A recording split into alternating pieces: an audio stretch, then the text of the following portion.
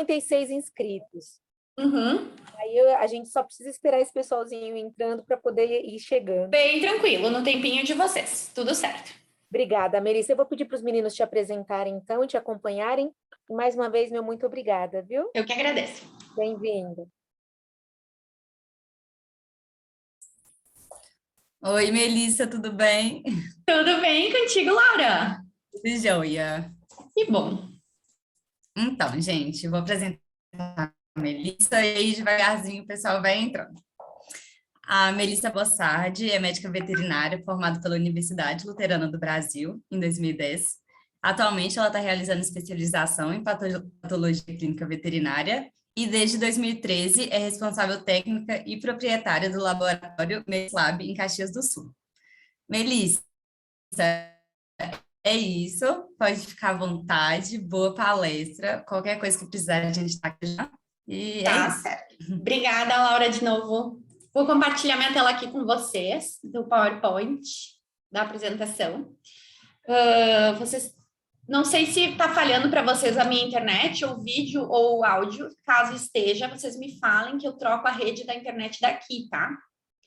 Só me Até avisar. agora tá tudo certo. Tá. Vocês estão todos enxergando a minha tela aumentada aí? Não tá em tela cheia. A gente consegue ver os slides do lado também, menorzinhos. E agora? Ainda tá da mesma forma. Então, deixa eu ver se eu vou trocar a forma de apresentação aqui.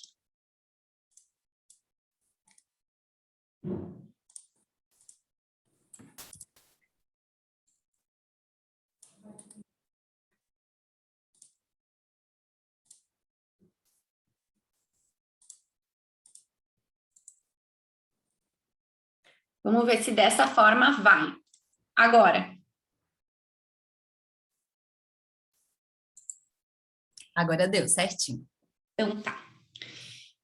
Então, como a Laura me apresentou, eu sou Melissa Bossardi. Hoje eu vou trazer para vocês, então, o assunto que foi solicitado com muita euforia sobre métodos de dosagens hormonais e diagnóstico de doenças endócrinas. Claro que em 1h30 não é possível a gente falar profundamente sobre tudo isso. Então, eu vou focar e voltar bastante o assunto para o métodos de dosagens hormonais e depois vou dar uma pincelada na questão das doenças endócrinas, porque, por certo, a gente precisaria aqui de umas 10, 15 horas para falar sobre tudo isso, tá? De forma para sair, assim, expert, tá? Então, eu vou passar para vocês um pouquinho agora do meu currículo. Então, como já foi falado, sou médica veterinária, sou graduada pela Universidade Luterana do Brasil.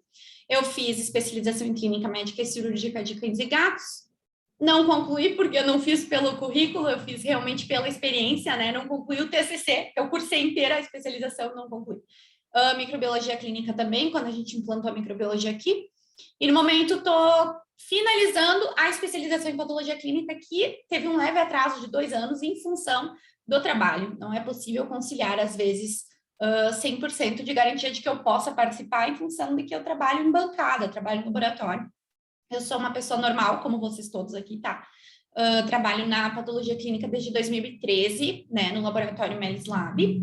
Atualmente, então, eu sou associada na Sociedade Europeia de Endocrinologia Veterinária, na Associação Brasileira de Endocrinologia Veterinária. Eu sou vice-presidente do MOVA, que é o Movimento de Valorização à Patologia Clínica, que está nascendo agora, né? Então, é uma formação muito nova. Quem quiser seguir é MOVA PCV no Instagram, para vocês entenderem qual é a nossa proposta de valorização do nosso trabalho, né? Da parte laboratorial. E eu vou deixar para vocês uma frase muito legal, que é de Leonardo da Vinci, que foi, na verdade, o parágrafo, não é uma frase, parágrafo que eu uso desde minha formação, desde meu TCC. Pouco conhecimento faz com que as criaturas se sintam orgulhosas, muito conhecimento que se sintam humildes. É assim que as espigas sem grãos erguem desdenhosamente a cabeça para o céu, enquanto que as cheias as baixam para a terra, sua mãe.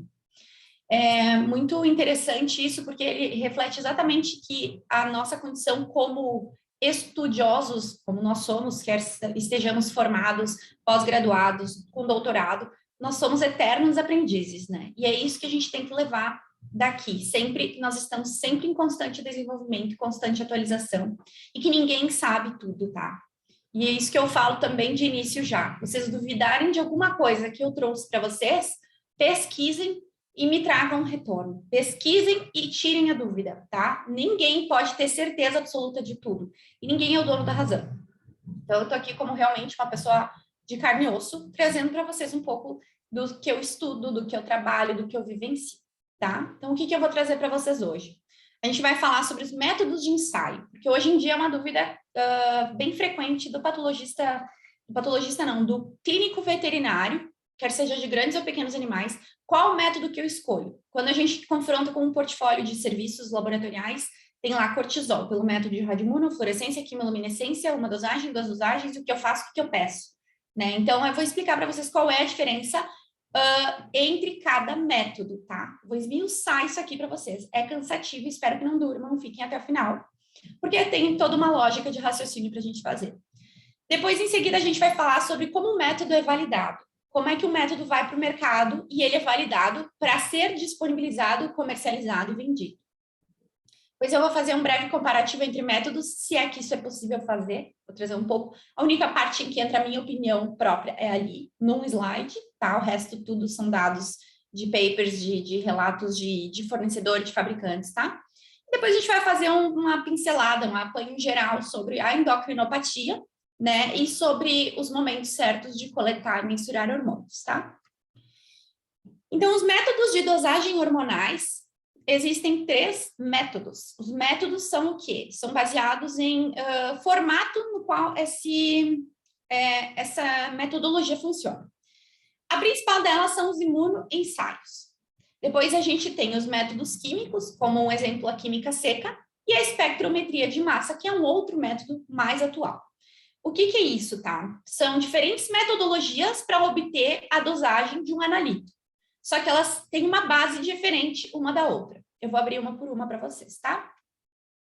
Dos imunoensaios, que são os mais frequentemente vistos e usados na rotina laboratorial, a gente vai ter os que são baseados em reação por cor, que seria o ELISA e a imunocromatografia. Vocês já ouviram falar em ELISA, que o Snap Test da IDEXX para FIV e FeLV, ou imunocromatografia, que é o Snap Test da Aleri para FIV e FeLV. É só um exemplo, para vocês entenderem que é um ensaio baseado em uma alteração, uma mudança de cor, a partir de uma reação química com um analito, né, em que se pesquisa com a substância que tem nesse teste, a forma como ele é desenvolvido. Então, baseado em cor, por turbidimetria, que é outro método, por fluorescência, que é algo que fluoresce e detecta e quantifica aquela reação, por quimioluminescência, uma reação química que gera um feixe de luz, e o radioimunoensaio, que é através do isótopo radioativo.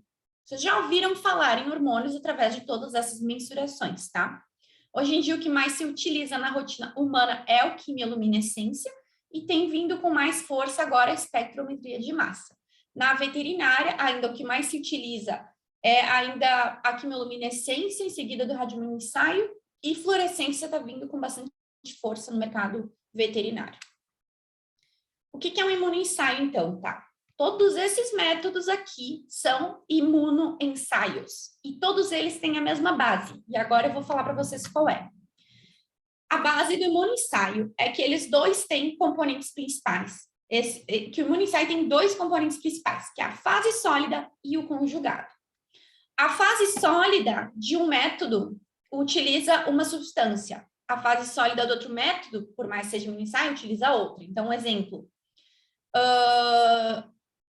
A fase sólida é semelhante em 2 métodos, e o que vai mudar é o conjugado entre um e outro. Mas todos eles, mesmo que a leitura seja de forma diferente, uma é por fluorescência, uma é por luminosidade, uma é por radioatividade, todos eles sempre vão ter esses 2 componentes principais, que é o que dá o nome de imunoensaio. O que é um imunoensaio, tá? Eles têm antígenos e anticorpos na sua construção, tá? E ele é baseado no princípio da imunologia de interação específica entre anticorpo e antígeno. A ligação anticorpo e antígeno. Tá? Então, todo imunoensaio tem um sistema de captura. Eu quero detectar aquela substância dentro daquele líquido, dentro daquela solução. Eu quero detectar algo que eu vou chamar de antígeno.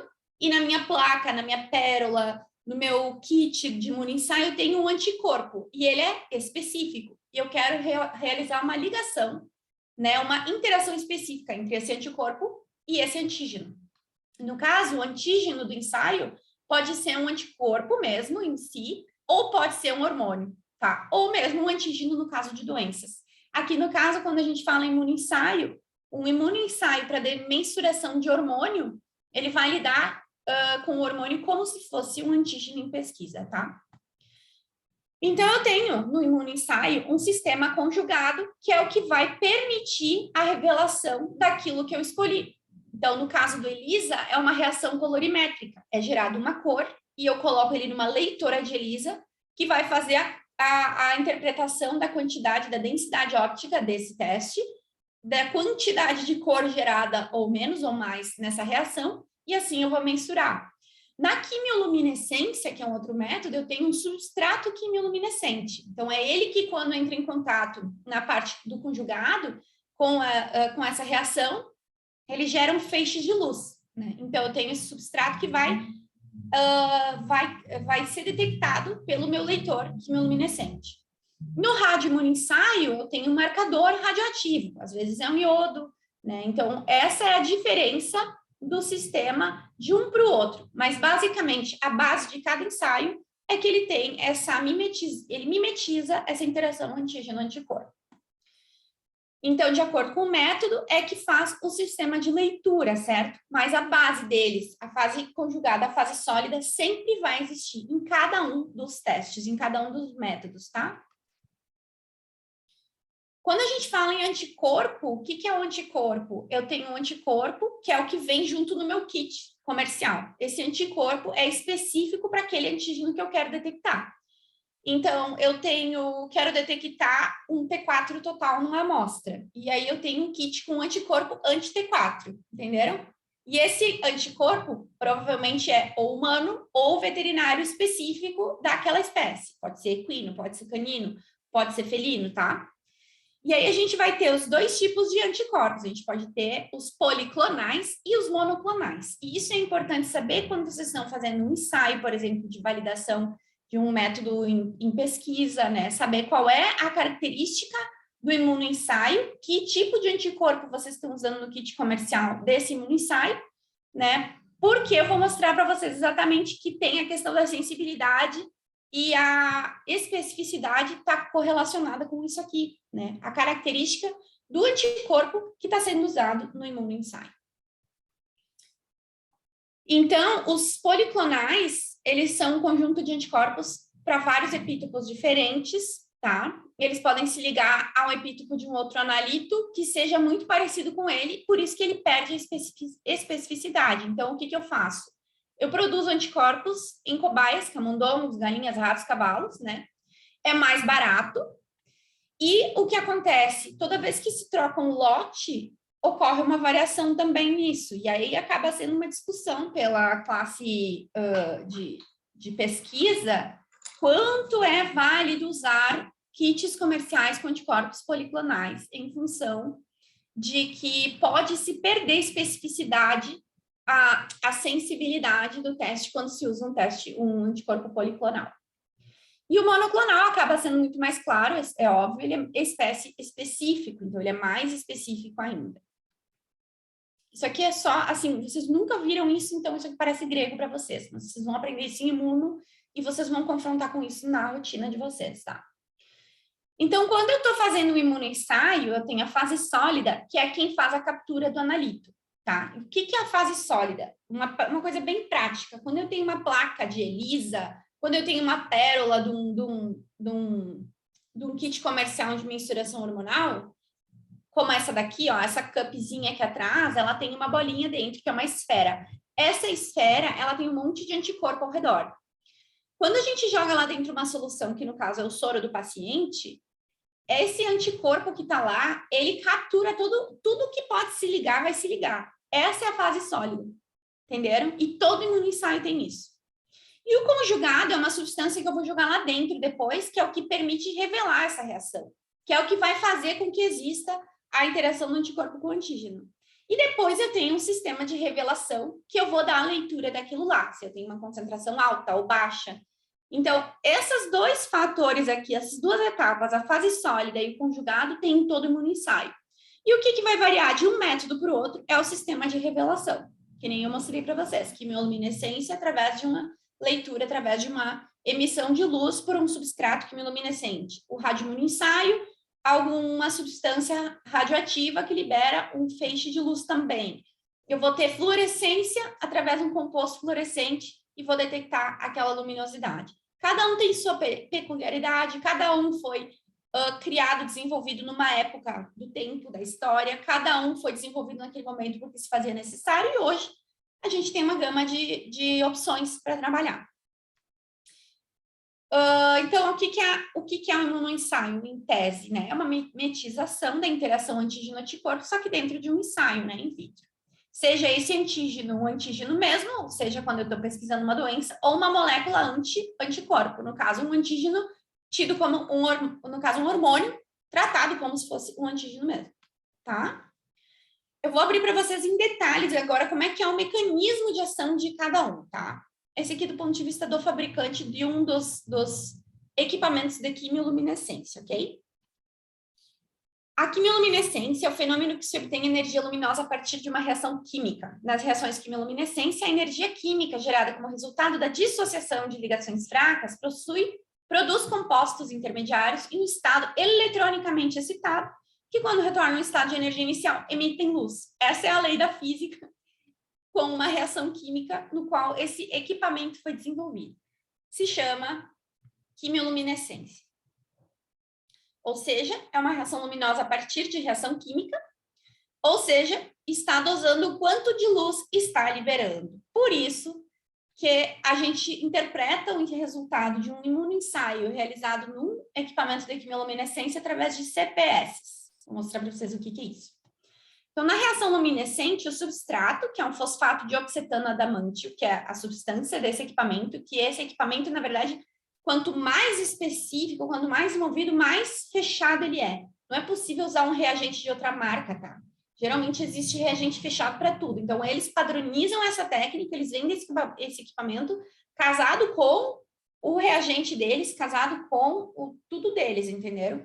Então, essa substância é o padrão, né, desse equipamento. E ele é defosforilado no intermediário instável pela fosfatase alcalina ligado à pérola. A fase sólida desse equipamento trabalha com fosfatase alcalina. A fase sólida do ELISA trabalha com biotina. A fase sólida, entenderam? Aí tem as limitações, por exemplo. Se eu for fazer um ensaio de quimioluminescência sem o devido cuidado na manipulação da amostra e tocar, por exemplo, na ponteira no passar do frasco ependórfio, no frasco de soro do paciente para essa cup, e eu encostar na minha mão, a minha mão tem fosfatase alcalina nas células, então isso pode interferir no ensaio. Por isso que quando a gente faz um ensaio, a gente tem que conhecer bem a técnica, as limitações, tudo direitinho, para a gente evitar prováveis erros humanos nesse caminho.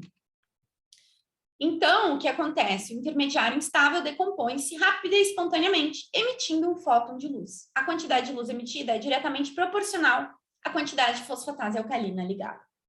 Então, basicamente, é isso aqui, ó.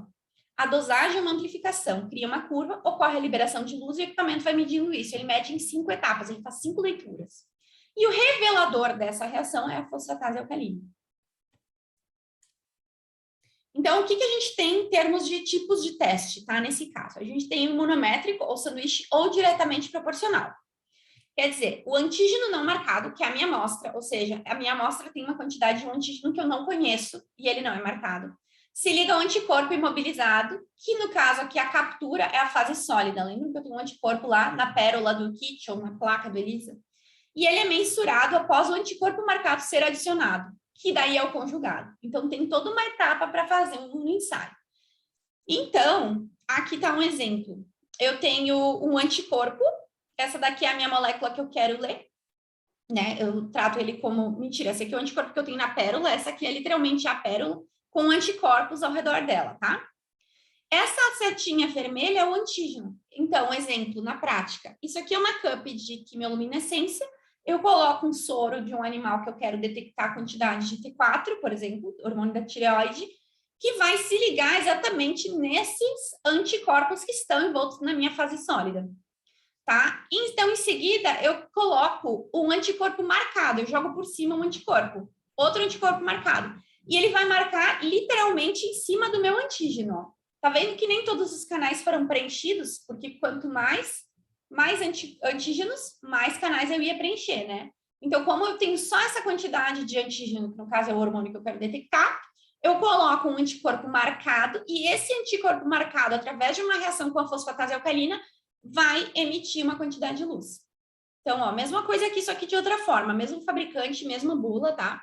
Eu tenho uma pérola recoberta com anticorpo anti-TSH, exemplo, tá? Isso aqui é um anticorpo que já vem na pérola. Para cada ensaio, eu tenho que ter um kit. Então, se eu quero detectar TSH, eu vou comprar um kit de TSH, eu vou comprar 100 pérolas com TSH na fase sólida, eu vou comprar 100 pérolas com T4, cada teste é específico. Então, o que eu faço? Eu adiciono a amostra, então, no caso, esse azulzinho aqui é a amostra e é o meu antígeno. Mentira, é aqui que vai entrar depois, pérola recoberta com anticorpo anti-TSH. O reagente específico contendo um anti-TSH conjugado com fosfatase alcalina e uma amostra contendo um TSH na quantidade que eu quero encontrar. Ele vai agitar, vai incubar 37 graus, garantir que essa reação seja feita por 60 minutos. Ele vai fazer uma lavagem, ele vai centrifugar. Quando ele lava, tudo que não se ligou vai sair, e o que se ligou permanece. E aí eu vou fazer uma revelação. Na relação imunométrica, né, quando eu adiciono o substrato e eu faço uma reação com o dioxitano adamante, aquele que eu falei para vocês, eu vou ler a quantidade de luz que ele emitiu. Na relação imunométrica que é direta, quanto mais antígeno, ou seja, quanto mais hormônio que eu quero pesquisar, mais luz. E aí a gente tem o competitivo, ou seja, inversamente proporcional, que é ao contrário, quanto menos hormônio, mais luz. E isso acontece também no ELISA. Existe o ELISA direto, indireto, tá? Competitivo ou proporcional, ou competitivo inversamente proporcional. Então, no caso do competitivo, o antígeno marcado e o antígeno não marcado competem para os sítios ligantes que recobrem a pérola. Ou seja, todo mundo é posto junto, quem grudou, grudou, quem não grudou, não grudou. E o anticorpo ligado ao antígeno é inversamente proporcional à concentração do antígeno não marcado. Ocorre competição entre o hormônio marcado e o hormônio não marcado, que é o do paciente que eu quero medir. Na parede do tubo ou na pérola, na parede do tubo, no caso de uma placa de ELISA, né, no fundo do pocinho da placa de ELISA, ou na pérola, nesse caso desse ensaio, eu tenho o hormônio marcado, eu coloco o soro do paciente, eu deixo incubando, descarto a fração líquida e coloco o tubo vazio para ler no meu leitor, e eu tenho uma curva. Quanto maior o sinal, menor o hormônio na amostra, entenderam? Antes, quanto maior o sinal, maior hormônio na amostra. Esse é inversamente proporcional, ele é competitivo. Entenderam? A gente joga tudo junto e compete pelo sítio de ligação, tá? Então, essa é a pérola com o anticorpo impregnado. Eu vou colocar o antígeno e eu vou colocar o antígeno marcado para competir. E aí, aqui tá a diferença vista de um ponto de vista e do outro. Então, o imunométrico, aqui é a emissão de luz que ele emite, né? Contagens por CPS, que a gente chama, que é a emissão de luz, e a concentração do inalito. Quanto mais emissão de luz, maior a concentração que eu tenho daquele hormônio. Quanto menor a emissão de luz, maior a concentração que eu tenho nesse hormônio quando ele é competitivo. E isso é importante saber quando a gente interpreta os gráficos do ensaio de imunologia desse método quimiluminescência, porque a gente consegue interpretar a CPS, interpretar os controles, os calibradores, tá? A coerência desse resultado. Então, como é que ele calcula um resultado, né? Ele tem um disco atenuador e um fotomultiplicador. E aí ele tem 3 posições. Ele trabalha com ele fechado, que ele bloqueia totalmente o fotomultiplicador, o atenuado, que ele abre um filtro de densidade neutra, e aberto, que é a posição sem filtro. Ele realiza uma leitura de 1 segundo no escuro, uma leitura de 1 segundo aberto, e aí ele faz um cálculo para chegar nessa CPS. Isso é um ponto, não sei se positivo ou negativo, das reações que são feitas através de interpretação por luz, luminescência, fluorescência, que esse equipamento tem que ser completamente blindado, não pode ter um feixe de luz que possa interferir na leitura dele nesse momento, tá?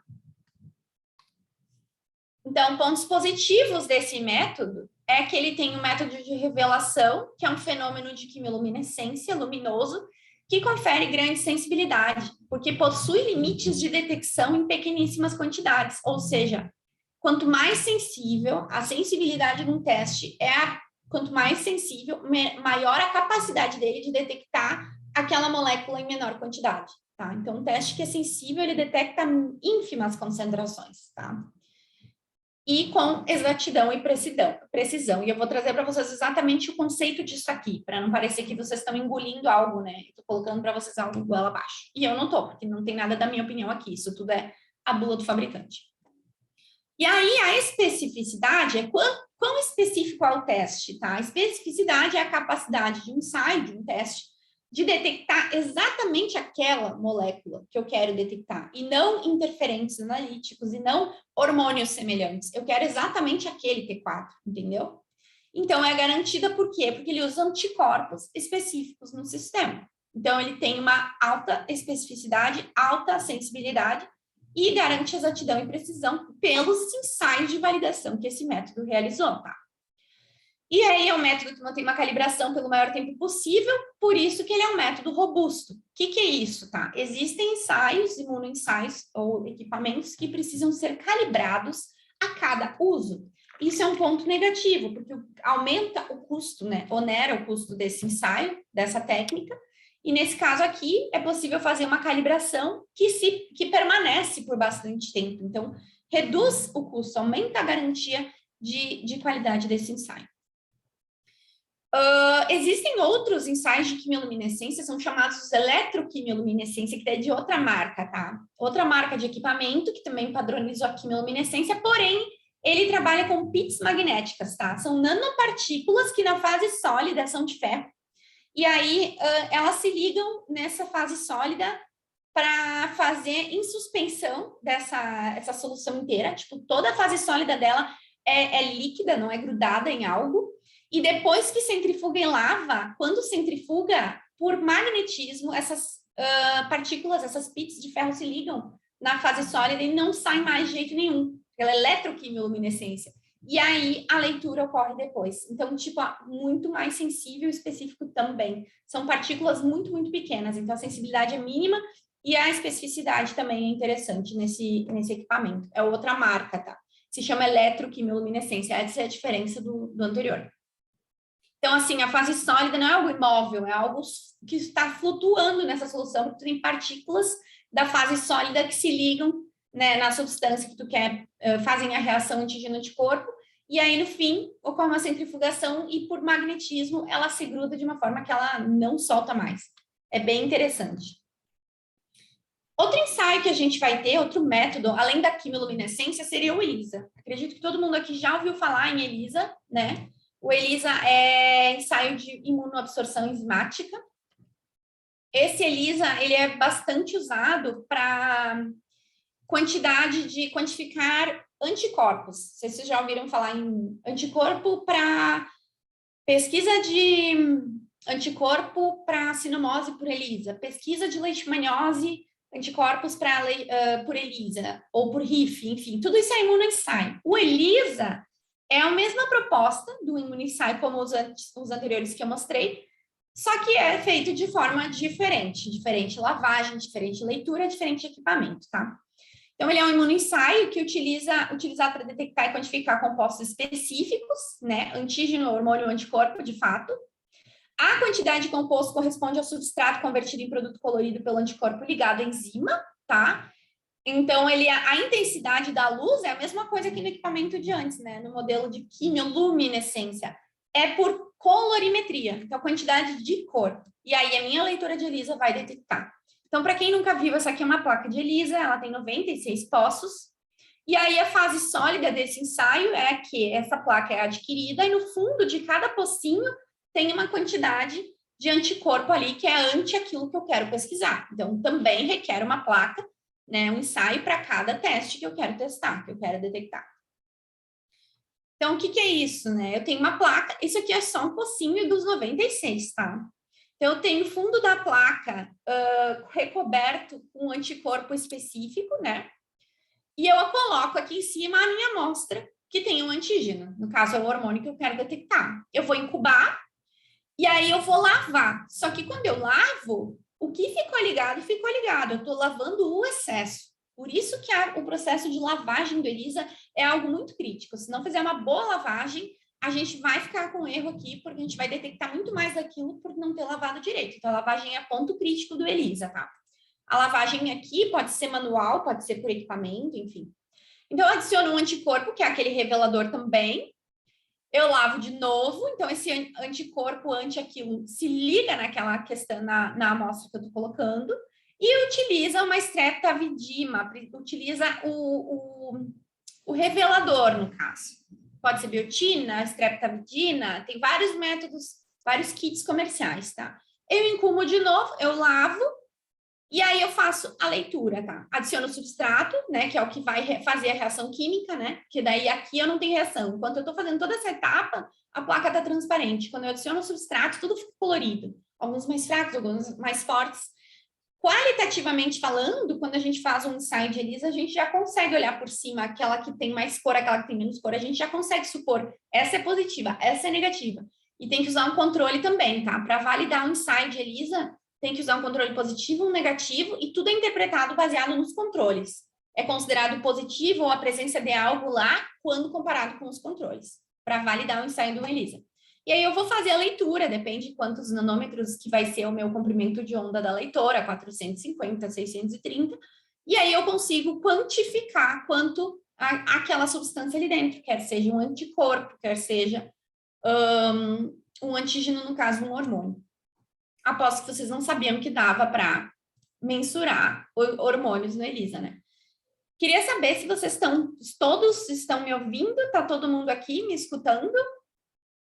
Vocês quiserem também abrir a câmera e conversar também não tem problema. Eu não enxergo o chat de vocês. Ah, tá, eu posso abrir o chat aqui. Não sei se vocês veem quando eu abro as coisas, mas enfim. Então, pontos positivos do ELISA, tá? Tá ouvindo? Então tá bom. Qualquer coisa é só levanta o dedo aí e dá um grito, tá? Pontos positivos do ELISA, tá? O ELISA, ele permite uma robustez. O que é robustez? É a capacidade que esse método tem de reproduzir um ensaio com a mesma qualidade, não importa aonde, não importa em que lugar, tá? Então, não é, esse método ou esse equipamento é robusto. Robusto não é porque ele é grande, robusto é porque eu posso fazer um ELISA aqui, posso fazer o mesmo ELISA, a mesma marca nos Estados Unidos e eu vou ter a mesma qualidade de ensaio. Claro que a gente está falando de, assim, ó, fabricantes excelentes, né? Fabricantes muito bons, porque eu já trabalhei com kit de ELISA, não para hormônio, mas para anticorpo, que, por Deus, era uma variaçãozinha de ponteira, era uma variaçãozinha e errava todo o teste. Então, o robusto é aquele que tu sabe que tu tem fazendo tudo muito certo, ele vai estar igual aqui, ele vai estar igual em qualquer lugar. E o ELISA tem essa característica, tá? Então, pequenas variações não afetam o resultado.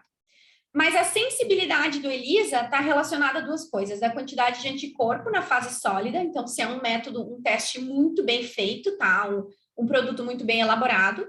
E a capacidade do conjugado de completar a reação anticorpo, antígeno, anticorpo, antígeno, anticorpo, antígeno. E de revelar aquela reação. Os leitores de ELISA, mais um ponto positivo, eles leem com absorvância de 4 casas decimais, então ínfimas quantidades ele consegue mensurar também. E ele tem a definição do valor de cutoff, né? Que é o positivo baixo, que vai me dizer se essa amostra é alta, se é baixa, se é positivo ou não, né?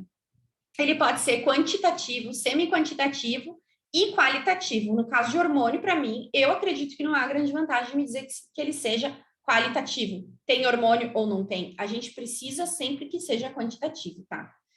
E o ELISA, ele não sofre com a luminosidade do ambiente ou do posto de reação, porque é uma reação colorimétrica. Existe em alguns ensaios de ELISA, alguns reagentes, alguns substratos são fotossensíveis. Aí naquela etapa do substrato, a gente tem que cubar ela no escuro. Mas fora isso, por que eu estou falando isso? Porque nas outras reações que eu mostrei para vocês, como a quimiluminescência e a próxima, que vai ser a fluorescência, a gente sabe que a gente tem aquela questão, um critério de que não pode ter interferência da luminosidade do ambiente, porque pode estragar minha reação. Aqui no ELISA, ele é bem menos sensível quanto a isso. O que é a fluorescência agora, né? Que está todo mundo falando, é um equipamento novo que as clínicas estão adquirindo, né? Então, aqui é só um modelo de um equipamento de fluorescência, esse aqui é humano, né? Por mais que tenha a semelhança, esse é um point of care também, que o pessoal está adquirindo, tá? E aí, o que acontece? Ele pode ter a fase sólida semelhante ao ELISA ou, né, ele tem uma membrana de nitrocelulose, que é semelhante aos testes rápidos. Por isso que é uma coisa que veio e ficou bastante popular, porque é muito prático, né? Então, a fase sólida dele pode ser um cassetezinho com uma solução impregnado na fase sólida com esse anticorpo que se quer, que é o anticorpo anti-antígeno que a gente quer testar, ou uma membrana de nitrocelulose impregnada com a fase sólida, tá? Que é o diferencial desse ensaio. A reação também precisa acontecer no escuro, porque é uma luz emitida que vai ser capturada, né, nesse leitor. Então, se entrar na luz no equipamento, acabou, começa a interferir no ensaio, mas isso também serve totalmente para a quimiol que eu mencionei antes. E aí, o marcador, o conjugado, né, que é o hormônio, o anticorpo conjugado, que é o anticorpo marcado que eu vou colocar depois, ele absorve uma luz, é diferente, ele não emite, ele absorve uma luz que é emitida pelo equipamento, entenderam? E aí ele emite uma fluorescência de volta. É assim que ele dá a leitura. E no comprimento do marcador, que detecta como um sinal analítico, que é correlacionado e interpretado através de um cálculo, a exatamente a concentração desse analito que eu quero mensurar. Ele não precisa de um substrato revelador, se for na plataforma do teste rápido, mas se for na plataforma do ELISA, precisa de solução reveladora. Então, assim, ó, grandes vantagens desse equipamento: prático, rápido, pouca interferência humana, extremamente automatizado, tá? E muito mais acessível hoje em dia do que já foi antes, né? Então, possibilidade de as plataformas serem menores, né? Inclusive point of care. Tem um procedimento operacional de baixa complexidade, ele é um touchscreen, né? Super fácil. Quando a gente está falando disso aqui, tá? Esse caminhão aqui, esse elefante branco, literalmente, tá? É uma coisa maravilhosa, mas daí não é para qualquer um também, porque isso aqui é investimento de hospital humano, de laboratório, com uma rotina imensa, tem que avaliar o custo-benefício, você fica casado com aquele reagente, não que o outro não fique, mas acho que essa tecnologia que veio para oferecer uma facilidade mesmo, né? E aí não demanda grande estrutura do laboratório, porque aí ele vem pronto com seus cassetes, com o sistema de leitura, então é uma novidade mesmo, não que seja novíssimo, né? Agora que o pessoal está realmente investindo nisso aqui. E o Radmuno Insight, quando vocês ouvem RE, o T4 livre padrão ouro é por Radmuno. Radmuno, o que é o Radmuno, né? Radmuno foi, não tirando o mérito da coisa, mas foi a primeira metodologia de imunoensaio hormonal. Ele foi desenvolvido em 1959, tá? Foi para marcar a quantidade de insulina plasmática.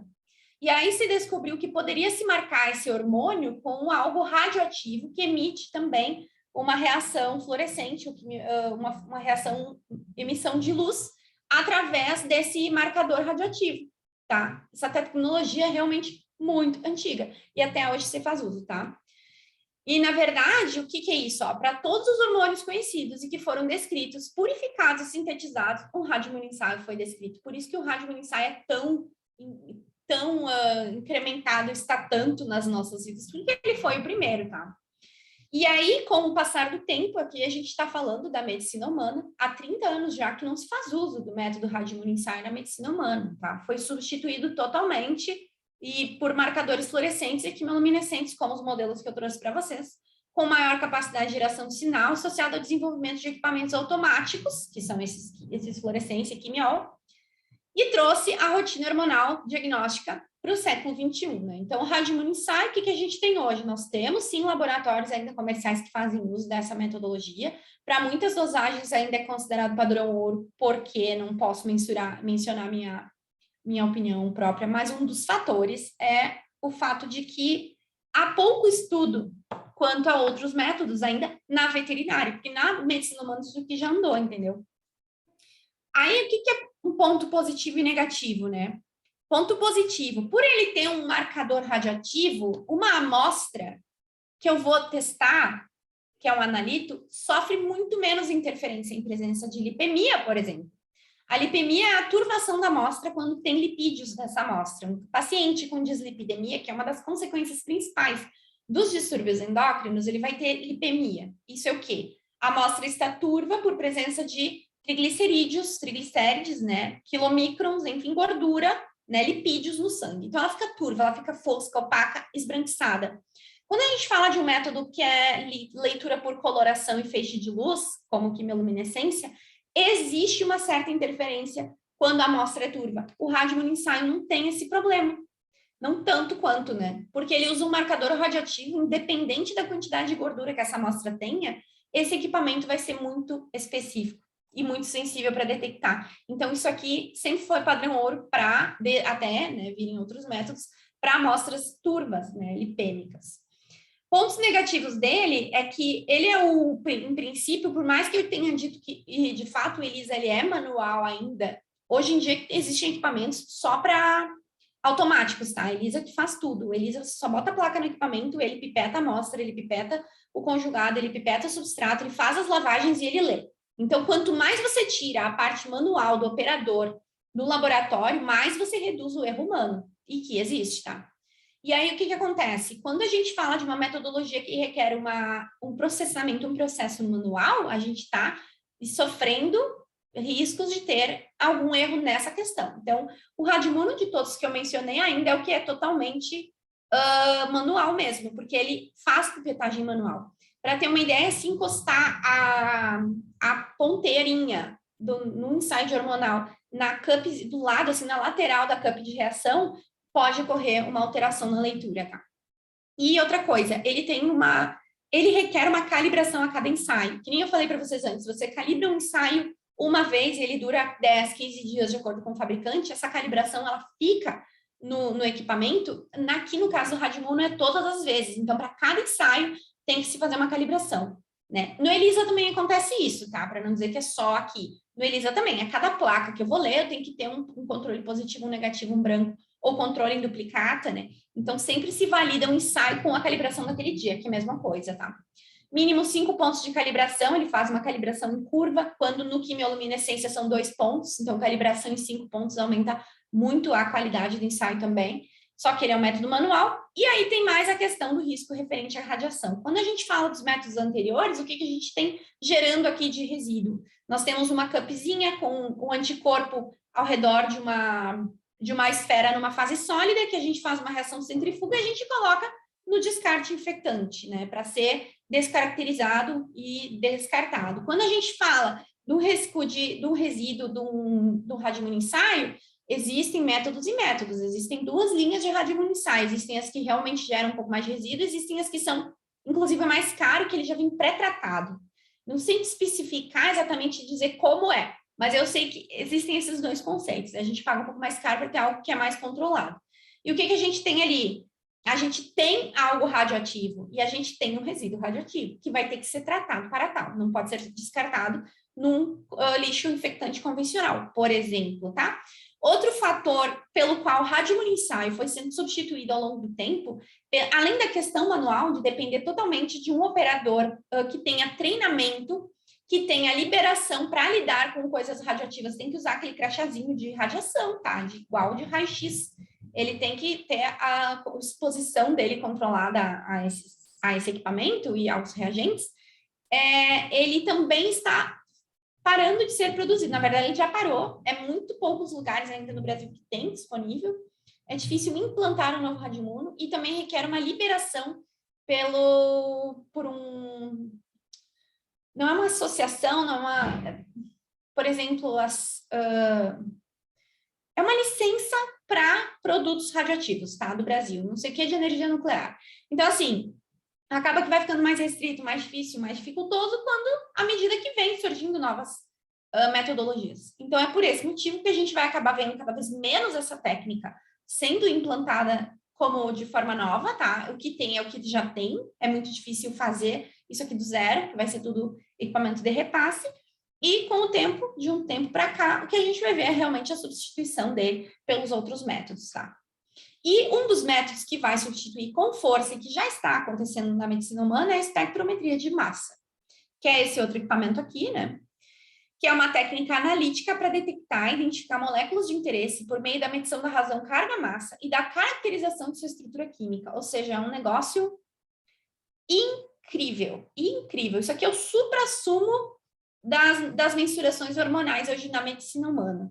E acho que vai vir com tudo na medicina veterinária, com grandes laboratórios que tenham potencial de investimento. Não sei quanto vai custar isso aqui para vender, tá?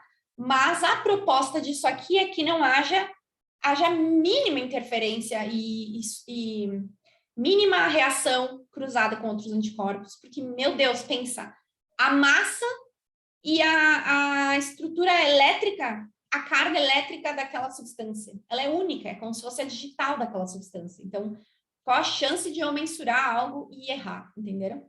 Então, assim, é o suprassumo mesmo. O deslocamento de... Aqui é uma coisa técnica, tá? Mas é um método que eu acredito que veio para substituir. Na medicina humana já está tendo muitos trabalhos que estão mostrando substituição de precursores de hormônios do cortisol, substituição de precursores, mensuração de precursores totalmente do radioimono para a espectrometria de massa. Antigamente era mais para a linha de pesquisa, agora a gente está vendo no laboratório comercial.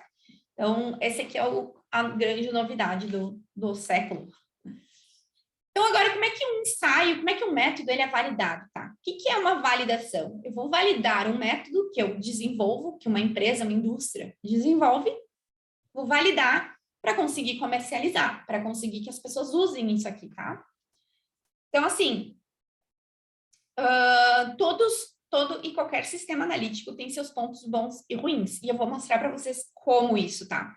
Quando a gente valida um imunoensaio, a gente quer atender aos critérios de aceitação, a gente quer que esse método novo seja aceito, né? Por quem? Por um crivo gigantesco que eu vou mostrar para vocês, tá?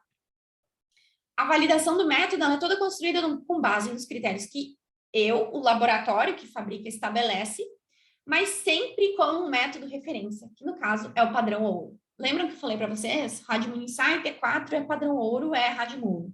Então, nesse caso, o que é um padrão ouro, tá? Que tem suas características próprias de desempenho para serem consideradas para uma validação. Então, todos aqueles métodos lá, fluorescência, quimioluminescência, ELISA, radioimmuno, espectrometria de massa, todos eles passaram por um processo de validação, no qual foi avaliada a especificidade, a sensibilidade, a exatidão. Especificidade é a capacidade de detectar aquela molécula e não outras. A sensibilidade é a capacidade de detectar uma concentração ínfima, muito pequena naquela substância. A exatidão é a capacidade de acertar o alvo várias vezes. O intervalo operacional, qual é o limite de intervalo que ele detecta, né? Que eu consigo trabalhar com uma concentração de um analito em questão. O limite de linearidade, qual é o limite que eu tenho para garantir que aquela substância está me dando, aquele equipamento, aquele método me dá um resultado fidedigno. Então, o limite de linearidade, quando vocês trabalham em laboratório comercial, laboratório de faculdade, vocês peguem o kit de um bioquímico e vocês vão ver lá, limite de linearidade do teste de triglicerídeos é 1.200, ou tipo de creatinina, 20. Acima de 20, ele não garante aquela quantidade, aí precisa diluir ou não, entenderam? Então, isso é um limite de linearidade. A reprodutibilidade, que é a capacidade dele reproduzir várias vezes e chegar no mesmo valor, né, em dias diferentes, sob condições diferentes. Efeito prozona, o bias, que é a correlação clínica disso aqui, e o valor preditivo positivo e o valor preditivo negativo. Então, quando um imunoensaio, ele é oferecido para o mercado, a gente sabe que ele passou por uma validação. Mas é interessante, claro, que todo mundo que quiser e tiver interesse em adquirir uma metodologia diferente, que entre em contato com o fabricante para saber exatamente, né, qual foi o critério de validação, se foi validado frente a um padrão ouro, se foi um método de validação indireto, tá? Então, a validação direta, como é que se faz? Eu vou inventar uma metodologia nova e eu vou validar ela. Então, eu vou criar aqui um equipamento de quimioluminescência e eu vou validar. Eu vou validar com quem? Com o padrão ouro. Então, se no T4, para cães e gatos, o T4 de cães e gatos, o padrão ouro ainda é o Radioimmuno Ensaio, eu vou validar com o Radioimmuno Ensaio. Eu vou comparar os meus ensaios obtidos, os meus resultados obtidos do meu ensaio com os resultados do padrão ouro. E a validação indireta é com algum sistema que já foi validado com o padrão ouro. Nesse caso aqui, quem fez essa validação direta foi aquele equipamento de fluorescência que eu mostrei para vocês. Ele validou com o outro equipamento de quimioluminescência que foi validado com o padrão ouro. Então, também pode, entendeu? Nada é proibido aqui, nada perde seu valor. O que é um padrão ouro agora, né? O que é padrão ouro? É a metodologia de referência para aquele analito, tá? Então, naquele analito, naquela espécie, o padrão ouro é X. Naquele analito, naquela espécie, naquele método para aquela doença, o padrão ouro é Y. Então, a gente pode falar de padrão ouro para qualquer coisa. Leishmania, Covid, vou dar um exemplo aqui para vocês, ou mensuração de hormônios. Às vezes, o padrão ouro, ele é o padrão ouro, não porque ele é o mais sensível, mais específico, é porque é só o que tinha, tá?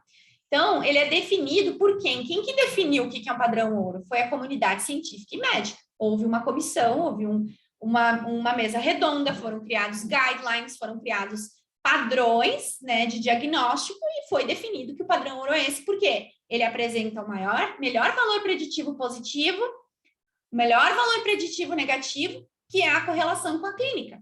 Qual é o valor preditivo positivo? Qual é a probabilidade desse paciente ser positivo para o hipotireoidismo? Qual a probabilidade desse paciente ser negativo para o hipotireoidismo? E aí eu vou correlacionar com a clínica. Eu sei que esse paciente é negativo, eu sei que esse paciente é positivo. Entenderam? Então, aí é isso que estabelece o que é um padrão ouro. Não é porque ele é o melhor, the best of. Às vezes ele não é o mais sensível. Só que ele é o padrão ouro porque ele foi estudado, foi definido pela comunidade científica, que nessa situação ele apresenta o melhor valor preditivo positivo, o melhor valor preditivo negativo, correlacionando com a clínica, ponto. Ele é o padrão ouro, tá? E não quer dizer que ele seja eterno, ele muda, tá? Então, ele é estabelecido por uma análise gigante com base em uma validação analítica robusta, ou seja, em mais de um lugar do mundo. Não foi feito por uma pessoa só num lugar, tá?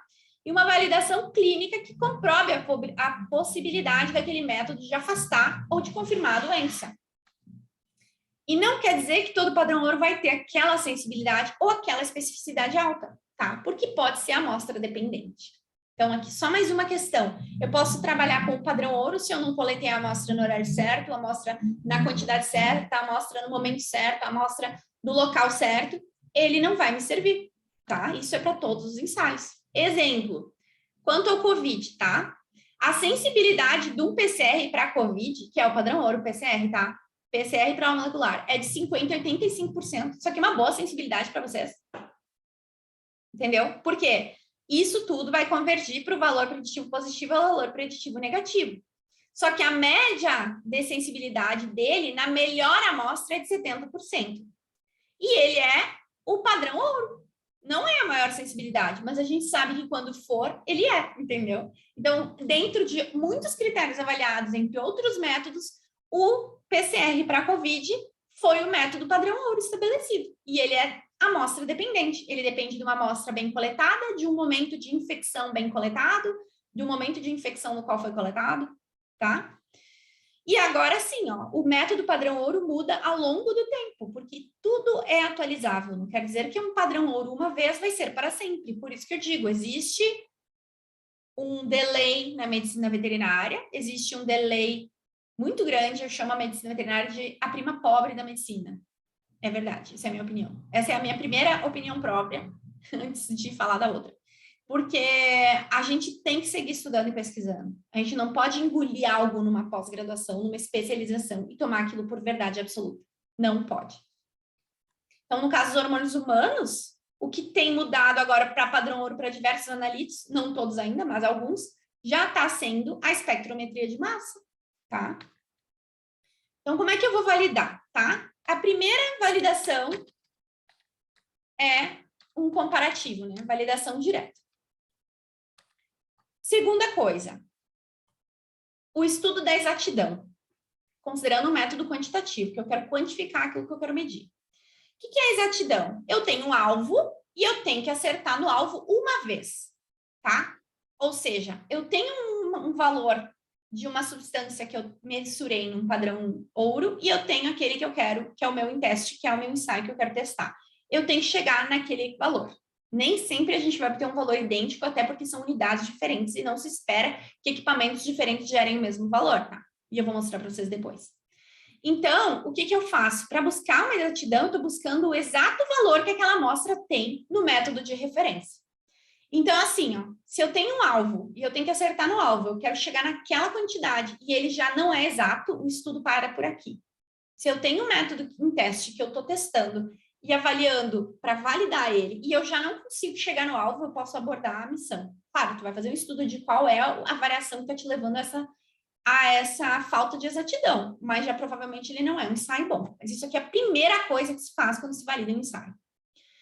E aí eu tenho um número de N, né, que é o N, de amostras estatisticamente aceitável dentro de uma faixa, né?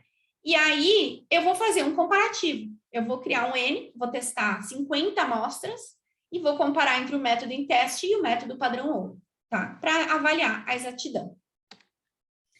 Então, eu vou dosar a amostra no método referência e vou dosar a mesma amostra no meu método invalidação, que é o meu equipamento novo que eu quero testar. E isso é tudo aqui, todo mundo que está no mercado, como eu falei para vocês, já fez esse estudo, tá? Então, dali, eu vou criar o quê? Eu vou traçar uma reta, né? E aí, eu vou ter os meus resultados. Quando eu tenho vários pontinhos muito próximos da minha reta, eu tenho uma correlação positiva. Se eu tivesse resultado pulverizado aqui, eu tenho nenhuma correlação. Não é exato, né? E se eu tiver uma correlação não linear, né? Então, o que eu preciso saber? Se ele é correlacionável, porque os métodos podem ser muito bons e não ser comparáveis. Aí tem isso também, entendeu? Que a gente tem que avaliar, porque eu preciso considerar unidades diferentes, concentrações diferentes, tá? Se existe um cálculo a ser feito. Então, a equação da reta é o y igual a x mais b. Eu vou mostrar para vocês o que é o a e o b daqui a pouquinho. Eu tiro a raiz quadrada do r, né? E eu chego no o r é saber se eles são comparáveis ou correlacionáveis. Esse aqui é o primeiro estudo. E aí, o que eu tenho, né? O a é o erro proporcional, que é algo inerente, característico do meu produto que está em validação. É algo que eu não consigo mexer, a menos que eu desenvolva outro produto. Tipo, o meu erro proporcional é tão grande que não vale a pena eu seguir adiante no investir nesse equipamento, entendeu? Nesse teste, enfim. Esse é o erro proporcional, é algo que eu não vou conseguir mudar. E tem o erro constante, que é o que eu falei para vocês. Por que eu não estou chegando no meu alvo? Porque pode ter a pipetagem, num dia foi um técnico que pipetou, no dia foi o outro. Foi uma bolha que entrou e pipetou mais ou menos da amostra, tá? Erros aleatórios, erros humanos, erros de temperatura, de umidade, erro da própria operação. E esse erro constante eu consigo mexer nele. Então, é aqui que eu acho o R, ó, para saber se ele é comparável, para saber onde é que está o erro, tá? O que é esperado de um bom sistema, tá? Analítico? Que tenha um erro proporcional e próximo de... Deixa eu ver o que está escrito aqui que eu não estou conseguindo ler.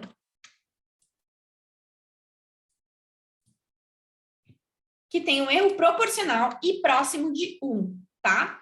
E o erro constante tem que ser o mais próximo possível de 0. Ou seja, eu tenho que zerar esse erro constante aqui, ó. Eu tenho que tirar a questão de erro humano, de pipetagem, enfim, tá? E aí, o que eu tenho aqui? Eu tenho 3 parâmetros para avaliar baseado nessas análises que eu já fiz. Eu vou avaliar o coeficiente de variação, que é a minha precisão, o bias, que é o meu erro sistemático, que é a exatidão, e aí, através do coeficiente de variação e o bias, eu chego no meu erro total. Vocês estão cansados já, galerinha? Deixa eu ver a cara de vocês aqui. Vocês não abrem as câmeras, eu adoraria que vocês estivessem com a câmera aberta, para eu ver a cara de vocês falando disso. Oi, Maria! Oi, tudo bem? Tudo bom? Tu já tá meio vesga aqui, meio zonza? Tá difícil. Mas é difícil essa desgraça, mas uma hora vocês vão entender. Vocês têm que ouvir pelo menos uma vez. Vocês têm que se expor a essas questões e vocês vão depois linkar tudo, tá? Como é que tá ótimo, aprendendo muito. Então tá, o coeficiente de variação é a minha precisão. Como é que eu verifico se o método é preciso, tá? Com o próprio método em teste, várias vezes na mesma amostra. Ou seja, eu tenho um valor conhecido e eu quero passar várias vezes ela. Ou eu vou pegar essa amostra, eu vou diluir ela e vou concentrar ela. Eu vou ter quantidades diferentes, vou ter uma alta concentração, uma média concentração, uma baixa. Eu doso essa mesma amostra várias vezes no mesmo dia. Eu doso elas no outro dia. Eu doso depois de 2 semanas, tá? Existem protocolos de ensaio de precisão. A gente vai ter CLSI, que indica protocolos. Existem outros padrões de controle da qualidade que indicam protocolos de como verificar se o método é preciso. Num mundo, universo maravilhoso da Disney, de um laboratório excelente, a gente teria que saber o nosso CV, nossa precisão e exatidão de cada teste, de cada analítico que a gente libera num laboratório. Cada creatinina, cada ureia, tudo, tá? E aí, no final, eu tenho um conjunto de dosagens da mesma amostra e dali eu consigo tirar uma média e um desvio padrão, tá? Então, eu vou saber se esse método é preciso ou não. O que é o desvio padrão, né? É o tanto que os meus valores isolados estão desviados da média, tá? E aí, o que acontece? Com a média e o desvio padrão, eu encontro o coeficiente de variação. E a meta é acertar o alvo sempre no mesmo lugar. O que eu espero de um método robusto, de um equipamento robusto, de um ensaio robusto, é que eu posso diluir essa amostra e quando eu multiplicar por 2, ela dá a mesma quantidade. Se eu fizer hoje ou semana que vem eu vou obter a mesma quantidade da analítio. Se eu fizer hoje e depois de descongelado, eu vou obter. Claro, isso realmente é quase utópico, mas existem reagentes e ensaios muito robustos, como eu falei, que conseguem nos dar essa quantidade de assertividade, assim. O ensaio de precisão me dá 2 tipos de CV. O intra-ensaio, ou seja, na mesma rodada, que eu vou avaliar a repetibilidade. Então, se hoje eu pegar esse mesmo 1 ml de soro do canino, que eu tenho uma amostra conhecida, que é 4, ou um soro controle. No meu ensaio, intra-ensaio, eu vou rodar 10 rodadas, eu vou passar 10 leituras. E ali eu tenho uma repetibilidade, eu espero ter uma repetibilidade, tá? Essa é a variação e a precisão do intra-ensaio. Agora, se eu vou avaliar 5 vezes hoje dosagens e 5 dosagens amanhã, se chama interensaios, porque em outro dia é outro ensaio, e eu avalio a reprodutibilidade, a capacidade dele de reproduzir esse ensaio. O que é o bias, tá? Que eu falei bias, é o erro sistemático, né? Exatidão. É o erro entre o valor esperado para o nível de decisão e o valor calculado daquele nível usando aquele nível com a equação de regressão da reta, tá? Do método comparativo. E o nível de decisão é o X, e ele sai do processo da exatidão. O que é isso? O nível de decisão é entender... Exemplo nível de decisão. São níveis para tomada de decisão médica. Ou seja, aqui eu trouxe um modelo humano, porque eu não procurei um modelo veterinário para um potássio, mas exemplo, tá? Se eu tenho um potássio cujo valor é sérico de um humano, de 3,7 a 5,1, é só um exemplo, tá? Nesse equipamento, nesse método. Quando eu tenho quando eu tenho um valor de 3, é uma criticidade a ponto de estado grave, porque nesse paciente, uma quantidade sérica de potássio vai levar ele a uma bradicardia, e requer suplementação. Isso aqui é um nível crítico. Quando vocês fazem um curso de especialização ou um intensivo de emergência, vocês vão ver muito de nível de decisão, de eletrólitos, de minerais, de fluido, de hidratação, é isso, é saber quanto daquilo eu encontrei que eu preciso restabelecer o equilíbrio orgânico nesse paciente, tá? Então, aqui, o BIAS também entra essa questão, tá? A gente avalia o BIAS sabendo qual é o nível de decisão. Se o erro entre o valor esperado e o nível de decisão é crítico a ponto de me levar a um erro clínico, entenderam? Então, quando um exame, um ensaio, um produto está sendo validado, também tem que ser confrontado com a clínica, para saber se eu laudar com esse erro esperado, né, esse erro sistemático, esse erro, enfim, isso é um erro fatal, isso é um erro que eu não posso garantir, eu não vou comercializar esse ensaio, esse kit, tá? O que é um erro total? É o erro que eu enxergo, e ele tem que ser tal que não prejudique a tomada de decisão médica. Então, o meu erro sistemático e o meu coeficiente de variação juntos não podem ser tamanho que afete o meu resultado. Então, eu tenho que saber qual é o meu erro sistemático e o meu coeficiente de variação para saber se isso aqui é algo que vai fazer com que o nível de decisão mude do clínico e leve ele a suplementar um hormônio, né, a tratar com um quimioterápico, claro, que correlacione com a clínica, né? Mas vocês entenderam qual é a importância de validar um ensaio no âmbito comercial, de qualquer kit, de qualquer ensaio, de qualquer estudo, a quantidade de estudo que se faz para validar um equipamento, para que esse equipamento esteja no mercado. Então, aqui, por exemplo, robustez, tá? O que significa robustez? São pequenas variações em condições ambientais e operacionais que não alteram de forma significativa o resultado. Ou seja, eu posso ter pipetagem variada, outro operador, outras temperaturas. Então, o ensaio robusto de ELISA, quando a gente pega aquele kit que ele diz, deixe em temperatura ambiente por 2 horas, não mais do que tantos minutos. A gente fica meio assim. Ou tipo... não aqueça mais do que tanto, sabe? Tu fica meio assim. Aí tu pega uma bula do ensaio de ELISA para detecção de um anticorpo e tu lê lá que o valor a temperatura ambiente para o ensaio ser bom é de 18 a 26 graus. Gente, só love, né? Que é isso? Um ensaio de ELISA aqui de 18 a 26 graus, tipo, eu posso fazer no inverno, né? Em Caxias do Sul, não. Tô em Caxias do Sul, no inverno, que é 6 graus. Mas, tipo, 18 a 26 graus é uma variação enorme de temperatura e que isso não altera o meu ensaio. Então, assim, um produto super robusto, né?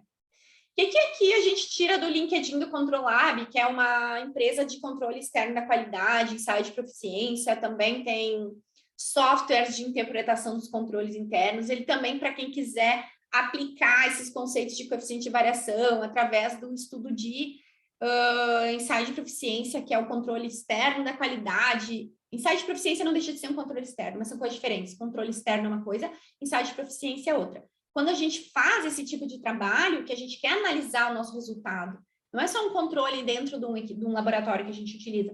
A gente interpreta esses gráficos, interpreta onde está o nosso erro, a gente investiga para reduzir o erro. E, nesse caso, do ponto de vista da qualidade, reduzir a abrangência, reduzir a ocorrência em mais de um analito. Às vezes é um fator que está causando esse erro, é uma pessoa, é um equipamento, é uma água ruim, né?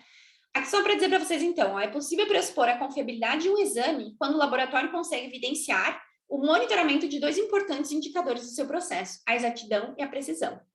A exatidão reflete a capacidade de produzir resultados próximos de um valor considerado verdadeiro.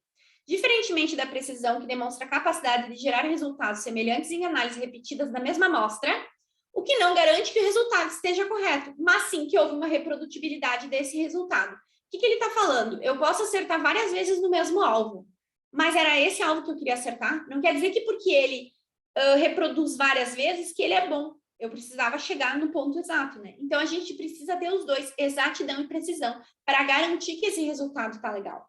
Então, aqui está um gráficozinho deles, né? O que é um exame, um ensaio exato e preciso? Eu chego várias vezes no alvo, tá? Quando eu tenho um ensaio preciso, mas inexato, eu tenho várias vezes no mesmo lugar, só que não é onde eu queria estar. Então, ele é preciso, certo? Porém, inexato. E quando ele é impreciso e inexato, ele não faz nenhum outro, tá? Ele não é nem exato nem preciso, ele não chega nem no que eu quero mensurar, né, na minha amostra conhecida, no valor que eu quero obter, e não reproduz, ele reproduz coisas aleatórias. Então, assim, se eu não conseguir descobrir qual é o erro que eu tenho, que está causando, levando isso aqui, eu abandono o barco, né? Então, resuminho, tá? Eu tenho um método comparativo e eu vou avaliar a exatidão. Então, eu vou chegar no A, B, o R quadrado, o R e o bias, que é tudo aquilo que eu ensinei para vocês. Aí, o que eu vou fazer? Eu vou fazer um ensaio de precisão, que eu vou determinar o meu coeficiente de variação. Meu ensaio intra, que é a repetibilidade, e o inter, que é a reprodutibilidade, a capacidade dele de repetir o mesmo número várias vezes e reproduzir ele em vários dias diferentes ou ensaios diferentes. Quando eu encontrar o erro total para os mesmos níveis, eu vou encontrar o bias, que é o bias mais o coeficiente de variação. Eu vou avaliar o bias, o coeficiente de variação e o erro total frente aos critérios de aceitação que eu elegi. Quanto mais critérios, mais validado, né? E aí eu tenho um ensaio de avaliação analítica. Agora, o ensaio de validação analítica. Tudo isso aqui é in vitro até agora. Tudo isso aqui é frente a um padrão ouro ou frente a alguém que validou com padrão ouro. Agora, o que eu preciso? Fazer o teste de campo, que é a validação clínica. Eu vou ver se eu tenho coerência do resultado encontrado com a clínica do paciente e com os outros resultados daquele paciente. É aqui que aí, para não falar palavrão, é aqui que a coisa se aperta, né? Além dos ensaios de validação, tudo que eu falei para vocês de exatidão, precisão, sensibilidade, especificidade, são outros 2 conceitos que vocês têm que entender de uma vez por todas. E vocês nunca mais vão ligar para o laboratório e pedir qual é melhor, radioimunoquímio. Vocês vão perguntar, eu quero esse ou eu quero aquele, tá? Sensibilidade e especificidade. A sensibilidade analítica, ela é puramente do produto. É a partir de quanto que ele mede, ou seja, é o limite de detecção, não é o limite de linearidade, que é o limite que ele detecta no máximo do máximo, é o limite de detecção. Ou seja, quanto mais sensível um teste, menores quantidades ele detecta, tá? Ele detecta concentrações super pequenas. E para isso, essa sensibilidade, existe um preço a se pagar para um teste ser sensível. Vou mostrar para vocês. E aí também tem a sensibilidade clínica, que é a correlação. Quando eu comparo aquele resultado, é a coerência do resultado com a clínica, tá? Então, aqui está um exemplo, né, de um estudo jogando a sensibilidade e a especificidade, ó. O cálculo, ó, o que eu tenho aqui, tá? Eu tenho um teste, e aí eu tenho positivo e negativo. Eu tenho o quê? Os verdadeiros positivos, e eu tenho os falsos negativos, e um total de doentes. Aí eu tenho os falsos positivos e os verdadeiros negativos, e um total de sadios. Aí eu vou fazer um cálculo disso daqui. Então, o que é a minha sensibilidade? Eu pego os meus verdadeiros positivos e divido pelos verdadeiros positivos mais os falsos negativos e multiplico por 100. A especificidade já é outra coisa. A gente está falando da sensibilidade, né? A especificidade é outra coisa. A especificidade puramente do produto, quando é analítica e não clínica, é a capacidade do sistema de identificar única e exclusivamente aquele analito. E não coisas parecidas com ele, com moléculas semelhantes, precursores muito parecidos, tá? Então, o que a gente fala aqui, ó? Interferência com medicamentos, tá? Porque ele pode mensurar medicamentos que têm uma molécula muito semelhante àquilo, por exemplo. Quando a gente fala em sensibilidade, que é o limite de detecção, que é a capacidade dele de detectar mínimas quantidades, é porque ele tem uma capacidade gigantesca de detectar qualquer coisa. Então, é uma balança. Vocês estão entendendo? Quanto mais sensível um teste, menos específico ele é. Porque o específico é aquele hormônio XYZ daquele soro, daquele cachorro, com o anticorpo do cachorro, entendeu? Então, ele demora muito mais a achar aquela substância lá dentro para fazer a ligação do imunoensaio. Então, é uma balança. O que seria um sonho aqui ideal? Seria eu ter uma alta sensibilidade e alta especificidade, mas nem sempre eu consigo essa correlação. Aí, baseado na sensibilidade e especificidade, eu vou chegar no valor preditivo positivo e valor preditivo negativo. Qual é a chance daquele paciente ser positivo? Qual é a chance daquele paciente ser negativo? E agora que a gente vai entrar na discussão, ó. Um produto com alta sensibilidade pode ter uma especificidade menor. Quando eu peso na especificidade, eu perco na sensibilidade. Vou dar um exemplo aqui aleatório de outra coisa, jogando sensibilidade e especificidade, tá? Não hormônio, outra coisa. Vamos lá. Por que não padrão ouro, mas antigamente se dizia padrão ouro, e ainda assim hoje, para diagnóstico, ainda se usa o método de ELISA mais RIF, diluição total, para leishmaniose visceral canina. O ELISA ele faz um ensaio, é um imunoensaio também. Na fase sólida ele tem um anticorpo muito bom. E nesse método de ELISA ele tem alta especificidade. Ele não vai detectar outra coisa, é muito difícil que ele detecte outra coisa que não anticorpo contra a leishmaniose. Vocês entenderam? Agora, então ele é um teste muito específico, mas não tanto sensível.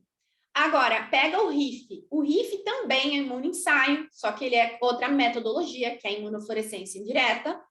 Eu vou fazer uma reação imunológica numa lâmina, que é a mesma coisa com a placa, a mesma coisa, tudo igual, né, que tem a fase sólida também, e eu vou dar uma leitura. A gente sabe que ele é tão sensível que ele grita por qualquer coisa. Ele 1/40 pode fluorescer e dar um falso positivo. Ele dá muito mais falso positivo do que o ELISA. Por quê? Porque ele é muito sensível. Ele detecta anticorpos. E outra, por ser tão sensível, ele acusa, ele aponta uma reação inespecífica, ou seja, com Ehrlichia, tá? Com outros tripanosomatídeos. Então, quanto mais sensível, menos específico. Maior a chance de uma reação cruzada, maior a chance dele acusar quando não tem ainda, entenderam? Então, o que a gente faz para melhorar a qualidade de um diagnóstico, em termos de um ensaio no ensaio? A gente junta dois. A gente vende, a gente compra, a gente indica o ELISA mais RIF de diluição total. Então, a gente confere sensibilidade, especificidade, agora é ao contrário, especificidade e sensibilidade para um diagnóstico preciso. Deu para entender? Então, a meta é o quê? Achar um produto que se equilibre de tal forma que eu tenha a maior sensibilidade e maior especificidade possível. Mas nem sempre isso é possível de encontrar. Por isso que hoje a gente pode jogar com diagnósticos, com vários métodos, com vários ensaios, com ensaios correlacionados.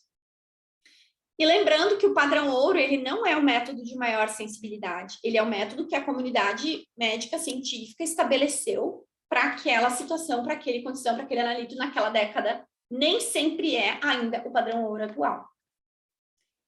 Agora que é a parte que nos toca. O que tudo isso que vocês ouviram, que vocês talvez dormiram, que vocês não estão chocados na prática? O que a gente vai ver agora, tá? Quando a gente fala em mensuração de hormônio, além de todos os fatores de metodologia que eu mencionei para vocês, existem os fatores individuais. Então, o que a gente vai ter que vão interferir num bom imunoensaio? Porque o que a gente falou até agora foi analítico. E se a gente tiver uma amostra errada? Se a gente tiver uma amostra com interferente, né? Então, muitas vezes, nós vamos ver uma grande gama de anticorpos gerados pelo sistema imune do hospedeiro, interferindo no método. Exemplo, tá? Se eu tenho um ensaio não tão específico, tá?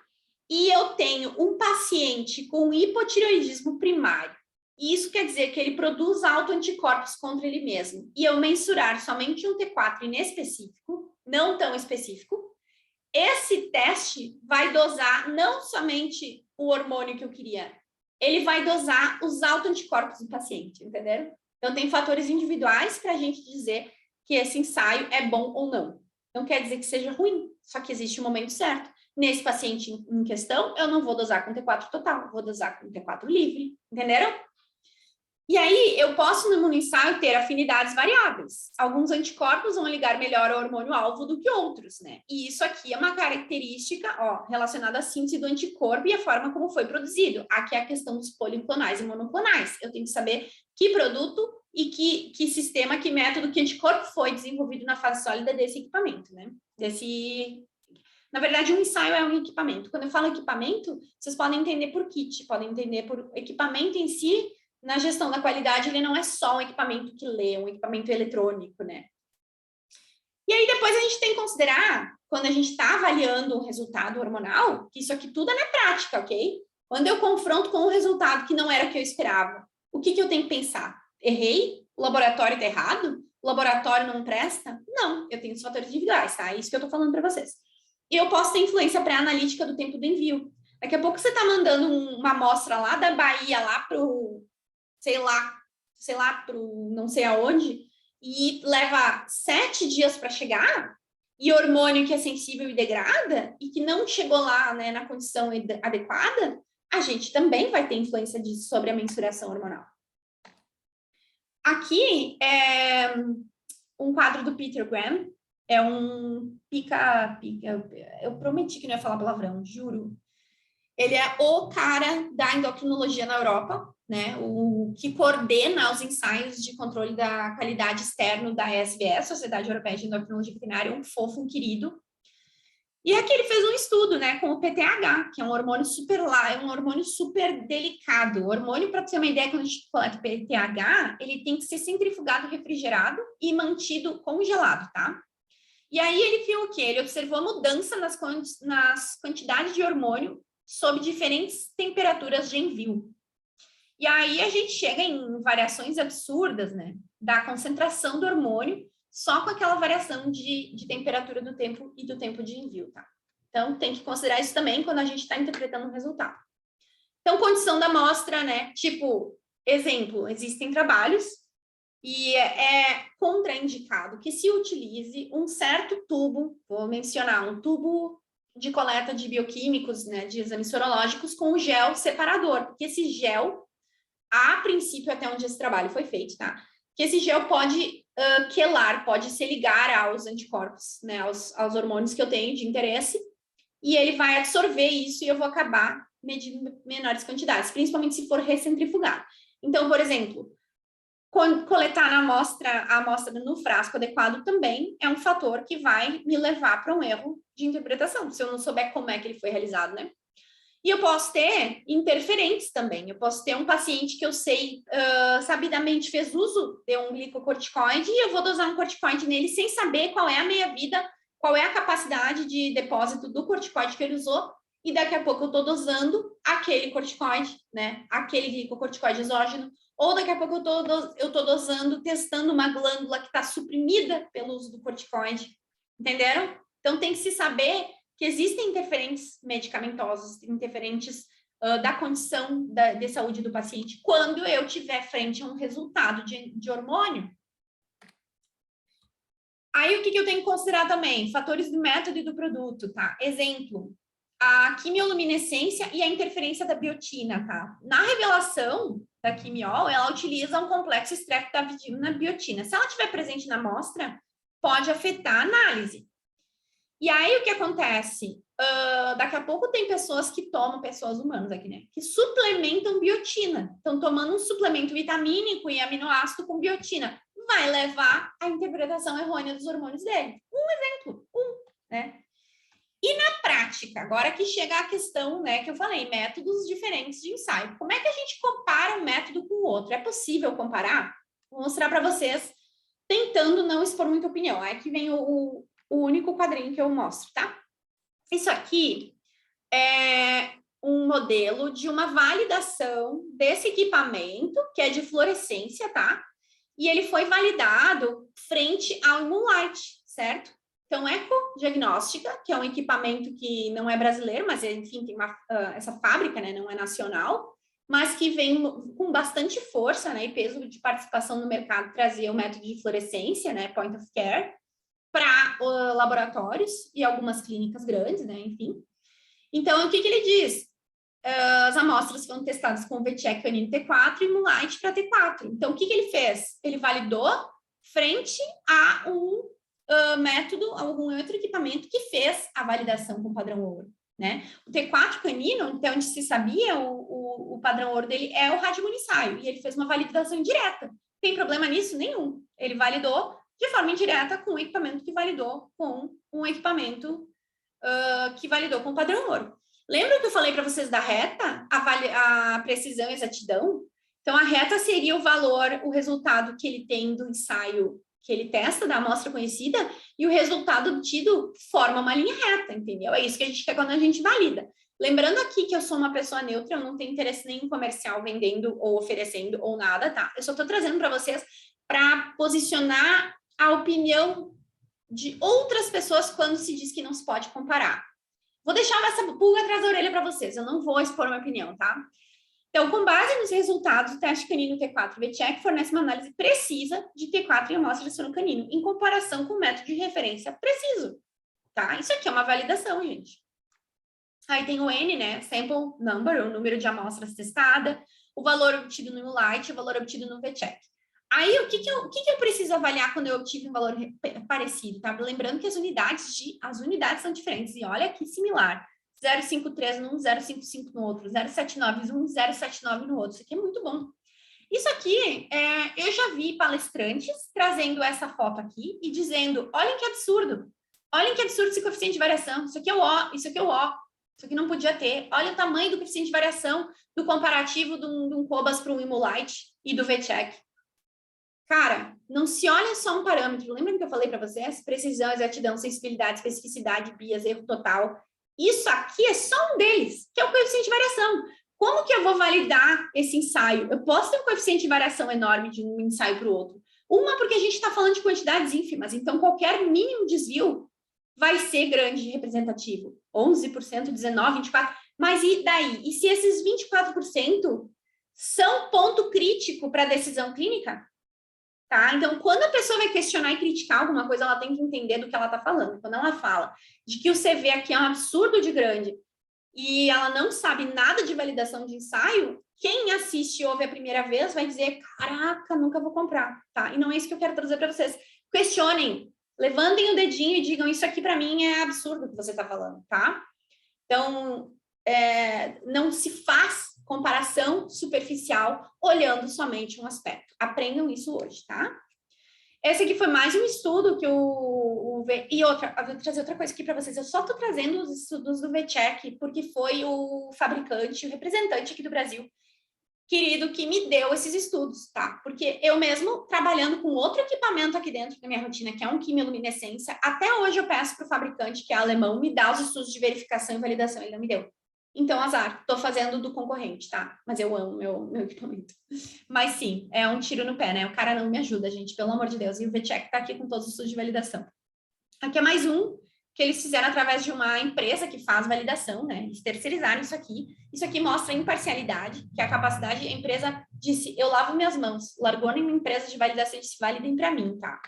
Então, para ver como não tem, provavelmente, esperamos que não tenha, né? Interferência de interesse comercial aqui. Acurácia, repetibilidade, o slope, a correlação, tá? Tudo lindo, ó. Critério aceitável, menos O que é o CLIA, tá? Veterinário e CLIA são os... Entre um dia, anotem isso, para não acessar agora, para não se perder, mas o CLIA é justamente quanto por cento que é aceitável um coeficiente de variação em um ensaio, pode ter T4, creatinina, entre em Shocking, tá? Quanto por cento é aceitável de CV para que essa amostra corra risco de decisão clínica? Entrem no veterinário e CLIA e acessem para vocês verem. Então, esse estudo aqui, desse equipamento, demonstrou coisas assim, ó, correlação excelente, concordância global excelente, tá? E aqui, que é o que eu falo para vocês, lembram do Bias e a capacidade de interpretar um patológico normal? O que eu quero ver quando eu mensuro, quando eu comparo? Ó, esse aqui, no caso, foi esse VCheck não com o quimiol e nem com o Radimuro, foi com um método referência ELISA, tá? Ele comparou esse fluorescência com ELISA.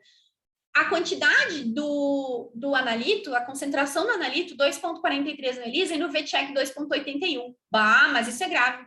Não, porque os dois, no valor de referência interpretado para essa espécie, estão patológicos. Então, eu não vou me prender a coeficiente de variação em um número. Eu vou avaliar e confrontar com a clínica. Eu sei que é patológico em qualquer valor, mesmo que seja uma mínima amostra, uma mínima concentração. Eu tenho correlação clínica, que é a fase final, a etapa de validação do ensaio. O que eu vejo aqui? Ó? Somente um que deu uma variação maior, tá? Que no caso aqui, para um método, no valor de referência seria patológico e que nesse ficou normal. O que a gente faz? A gente sabe que o hormônio é pulsátil, a gente sabe que a gente tem interferentes, a gente dosa no outro dia, tá? Então, assim, isso aqui é o que a gente tem que ver no final. Depois de todo o ensaio de validação de um método, de um kit novo, de um ensaio novo, é saber se ele tem correlação. Não interessa se o CV é grande, entre números, não se prendam nisso. Tá?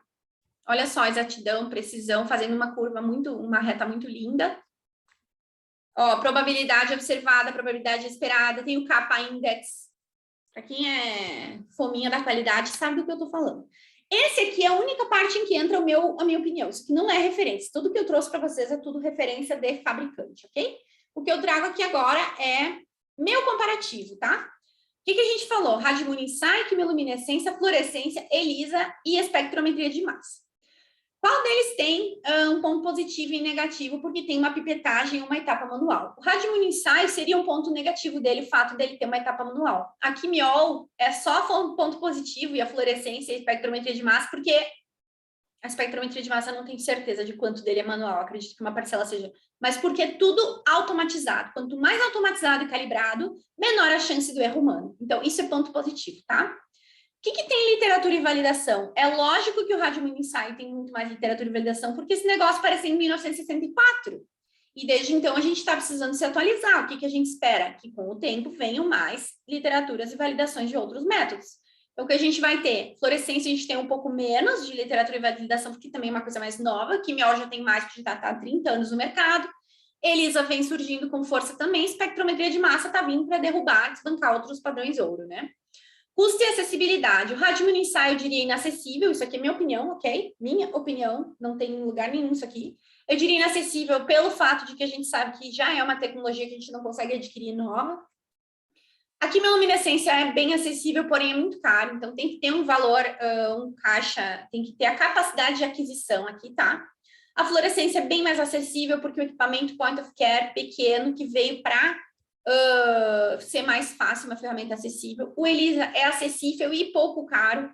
O que é mais caro são os kits de imunoensaio, e daí tem que importar alguma coisa, não tem muita opção no Brasil, mas também é uma possibilidade, porque a metodologia em si é barata.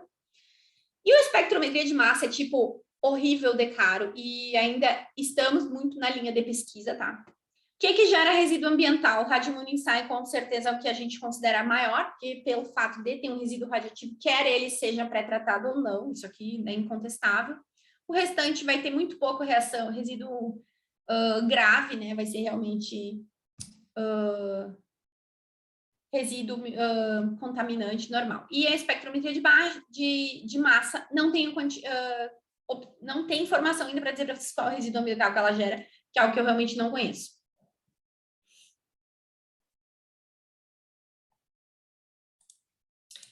Então, continuando. Qual que é a conclusão de eu fazer uma comparação superficial, tá? É preciso evitar erro de conceito e interpretação sugestionável. Quando vocês estão assistindo uma palestra de alguém que está dizendo que a melhor técnica é aquela que é feita no laboratório X, não. Só não. Suspeitem. Existe alguma coisa, existe algum envolvimento comercial, existe algum conflito, existe um interesse comercial, porque não existe isso. Qualquer método pode ser bom e pode ser diagnóstico, tá? Todos os métodos podem ser diagnósticos. A sensibilidade do produto é baseada no intervalo operacional do método. A diferença entre métodos é esperada. Então, não peguem o resultado de um exame feito em Radimuno e o resultado Quimiol e digam, meu Deus, que coeficiente de variação absurdo nesse valor obtido, isso aqui está muito errado. Não, porque são unidades diferentes, métodos diferentes e não se compara, tá? O que a gente precisa saber é se a diferença nesses valores faz diferença clínica. Lembrem sempre disso. Tá todo mundo aí? Me digam se vocês estão vivos. Deixa eu ver a cara de alguém. Todo mundo vivo?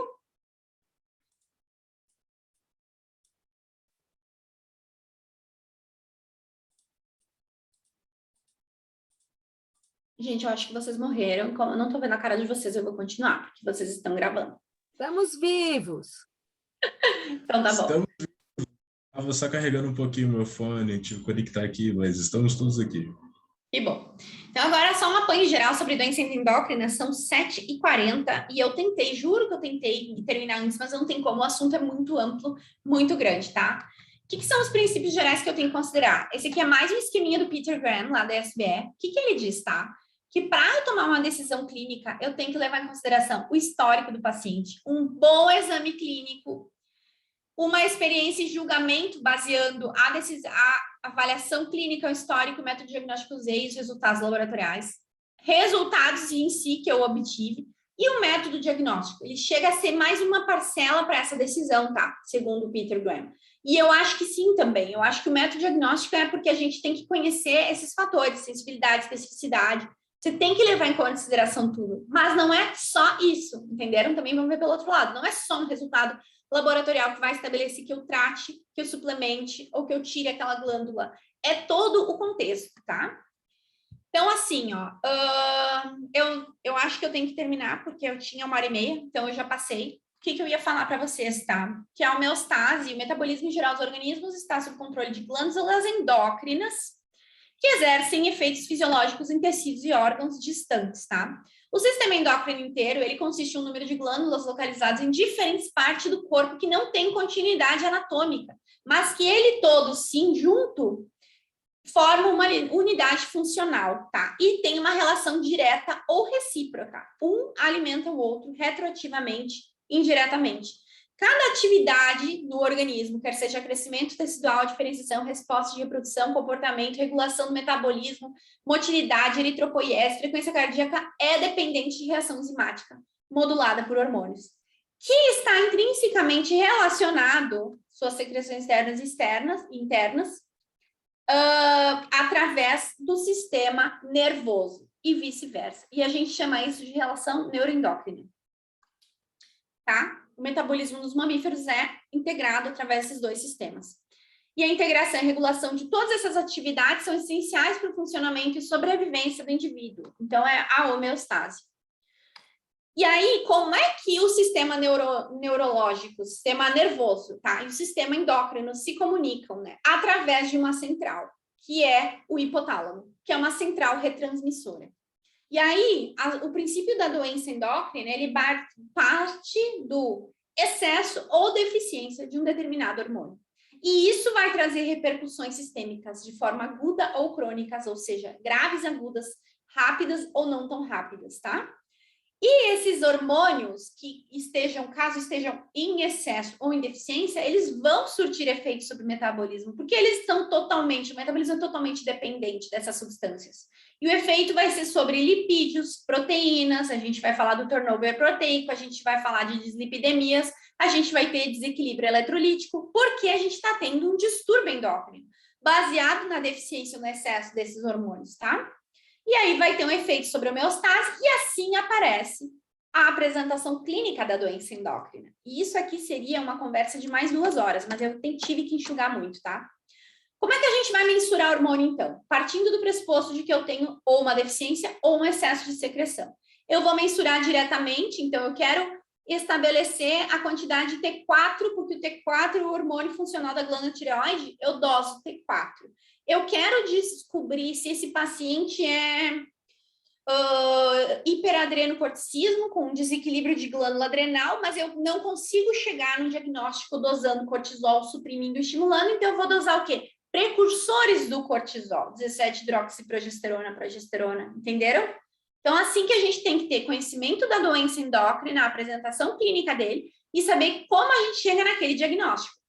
Se é a mensuração do hormônio diretamente, né, de forma direta, o hormônio em si, ou de precursores deles. E também é muito importante para a gente mensurar e chegar no diagnóstico de endocrinopatia, avaliar um eixo a qual responde esse sistema neuroendócrino, além de avaliar uma reserva glandular ou não. Então, para isso, quando a gente avalia eixo e reserva, existem os testes de estímulo ou testes de supressão. Eu vou suprimir uma glândula e dosar e ver se ela suprimiu para ver uma resposta, ou eu vou estimular para ver a reserva daquela mesma glândula em outro momento. Estimular com um hormônio e suprimir com outro. Gente, o endocrinologia é um paraíso, é uma coisa tão linda, tão linda, tão linda. É pura fisiologia. Quando a gente vai dosar hormônios também, a gente tem que considerar uma reserva tecidual. Exemplo, quando eu tenho um hipotireoidismo primário, eu já tenho uma destruição da glândula tireoide no canino, no felino, mas mais frequente é no canino, é uma autodestruição, e eu já tenho destruição e perda do tecido funcional, mas eu ainda não tenho T4 baixo. Por quê? Porque eu tenho uma reserva tecidual. Então, para que eu possa ter sinal clínico, eu já tenho uma deficiência desse hormônio na circulação, entenderam? Então, às vezes eu quero diagnosticar um hipotireoidismo primário e eu ainda não tenho nem sinal clínico. Adianta dosar T4? Não. O que eu tenho que dosar? Os autoanticorpos antitireoglobulinas, que são a autodestruição que esse paciente vai ter em função da produção desse hormônio. Então, é isso que é a beleza da endocrinologia, entender a patologia, a patogenia, a forma como a doença vai progredir, quer seja pelo excesso de um hormônio em uma glândula ou deficiência, e entender o paciente como um todo. E nunca se trata o exame, sempre o paciente. Eu vou considerar a característica do hormônio também, quando eu vou dosar. Ele é pulsátil? Ele não é? Exemplo, ACTH. O ACTH é liberado na pituitária de forma pulsátil, ou seja, em horários diferentes, picos do dia. E isso estimula a cortical da adrenal, que produz o cortisol. Então, o hormônio cortisol, em consequência da CTH pulsátil, também é pulsátil.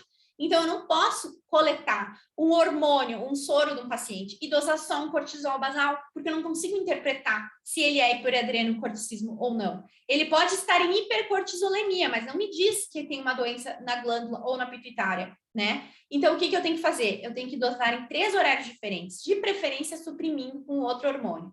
Por isso que é importante saber a característica do hormônio que se está tentando dosar. Considerar interferentes. Eu não vou fazer uma supressão da dexametasona num paciente que está tomando fenobarbital. Não vou fazer uma supressão da dexametasona num paciente que tomou há 1 semana prednisolona. Né? A interferência de medicamentos, né? De substâncias exógenas. E considerar a doença concomitante. Exemplo, a gente sabe que o T4, que é o hormônio da tireoide, sofre efeito feedback negativo por cortisol. O cortisol é um hormônio do estresse, que ele é liberado em função de uma doença inflamatória sistêmica, inflamatória aguda ou crônica, de preferência crônica. Então, o paciente que tem uma doença crônica, uma anemia, uma doença articular, uma doença degenerativa, ele tem cortisol alto, porque ele é anti-inflamatório e deletério. E aí, esse paciente que tem cortisol alto vai estar fazendo feedback negativo sobre a tireoide, e se eu dosar o T4 desse paciente, eu vou encontrar um T4 baixo. E esse paciente, ele não é hipotireoideu porque eu tenho um T4 baixo, ele está sofrendo o efeito do cortisol. Então, o que eu tenho que fazer nesse paciente que eu quero testar a glândula tireoide frente a uma provável exposição de cortisol por uma doença concomitante? Vou dosar ele num outro momento, vou estabilizar a doença dele, inflamatória, vou tratar essa doença, vou coletar depois. Ou vou dosar outros hormônios.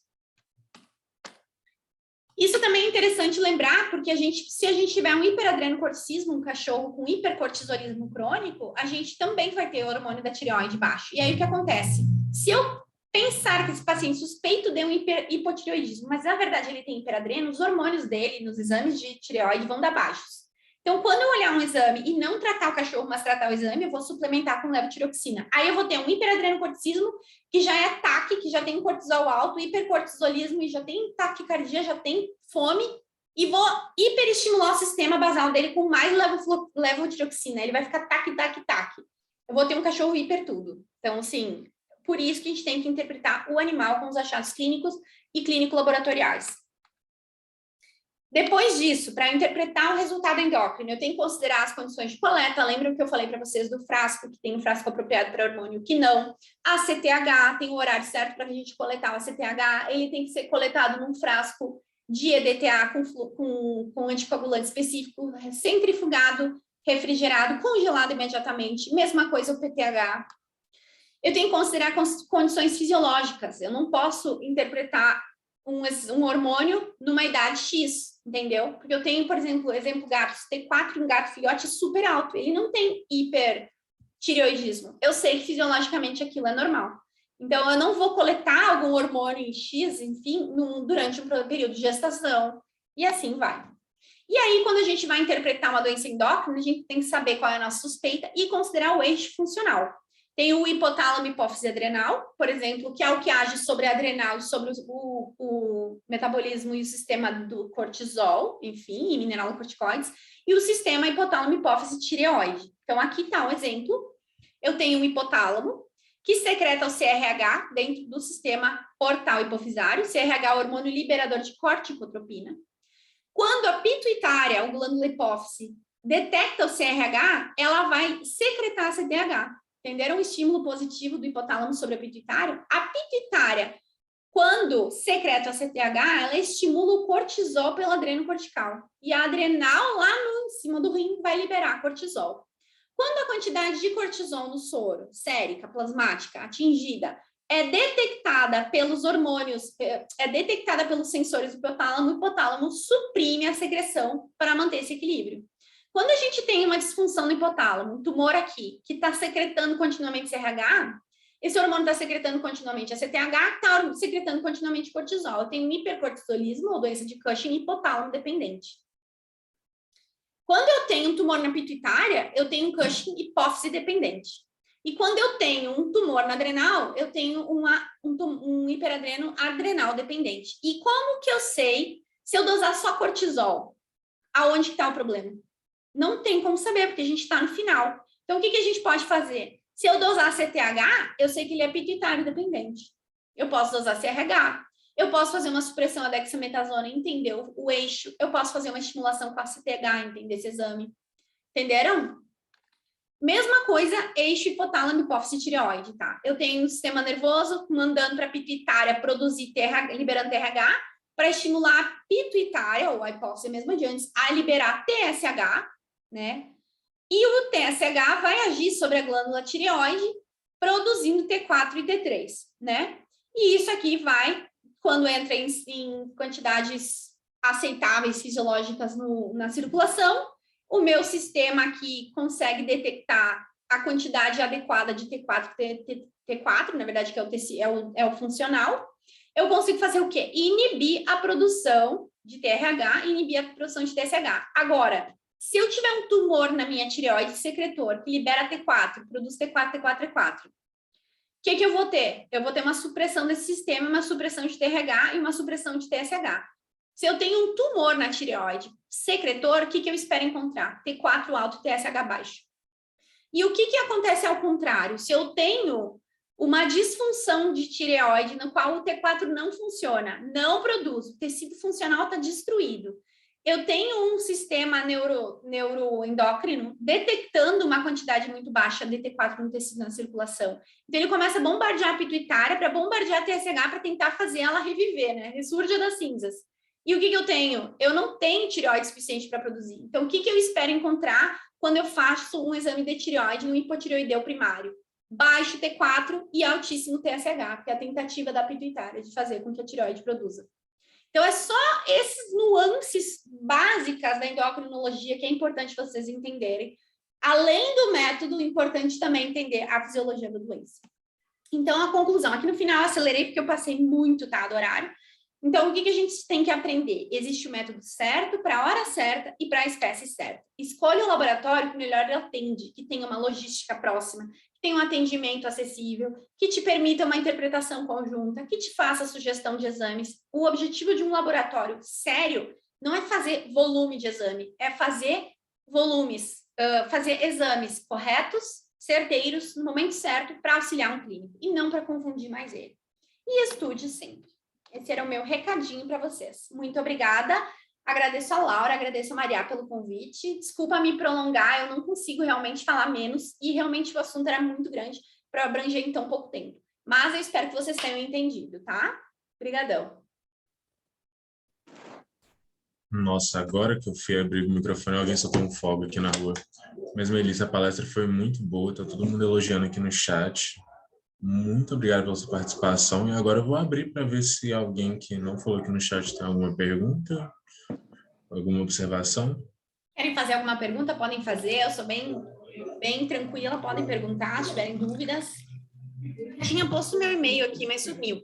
Meu e-mail é contato. Bom, vocês podem pedir para a Júlia ou para a Maria, tá? O meu contato, se vocês precisarem do meu e-mail para entrar em contato, para perguntar alguma dúvida, se ficaram com dúvida. Se quiserem a palestra, eu posso mandar também, mas vocês já gravaram, né? Então, isso aí. Sim.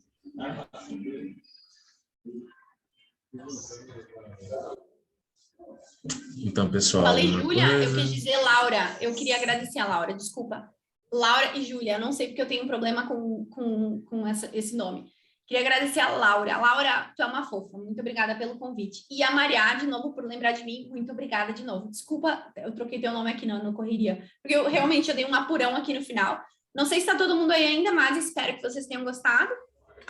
Se vocês quiserem, então, deixar um recado para as meninas me perguntarem em outro momento, ou me mandar um e-mail, eu vou passar um e-mail para elas e vocês podem me contatar, tá? De novo, Mel, muito obrigado, viu? Todo mundo adorou aqui. Ah, mas não sei se você viu, a Maria falou que deu ruim no microfone dela. Ela não Sim, eu vi. Ela tá na assim. fazenda. Ela não tá conseguindo, tadinha. Ela pegou uma carona para poder assistir a palestra. Tudo bem, não tem Isso. problema. Ela assiste depois e depois ela me manda uns beijinhos. Obrigada, Muito gente. obrigada novamente pelo carinho, pela atenção. A gente vê de longe, né, quem é apaixonado pelo que faz. Então, meus parabéns para você e por todo o movimento, né, que a gente tanto precisava já Né? dentro da patologia clínica. Muito obrigada mesmo, viu? Então tá, eu que agradeço, Fabiola. Obrigadão.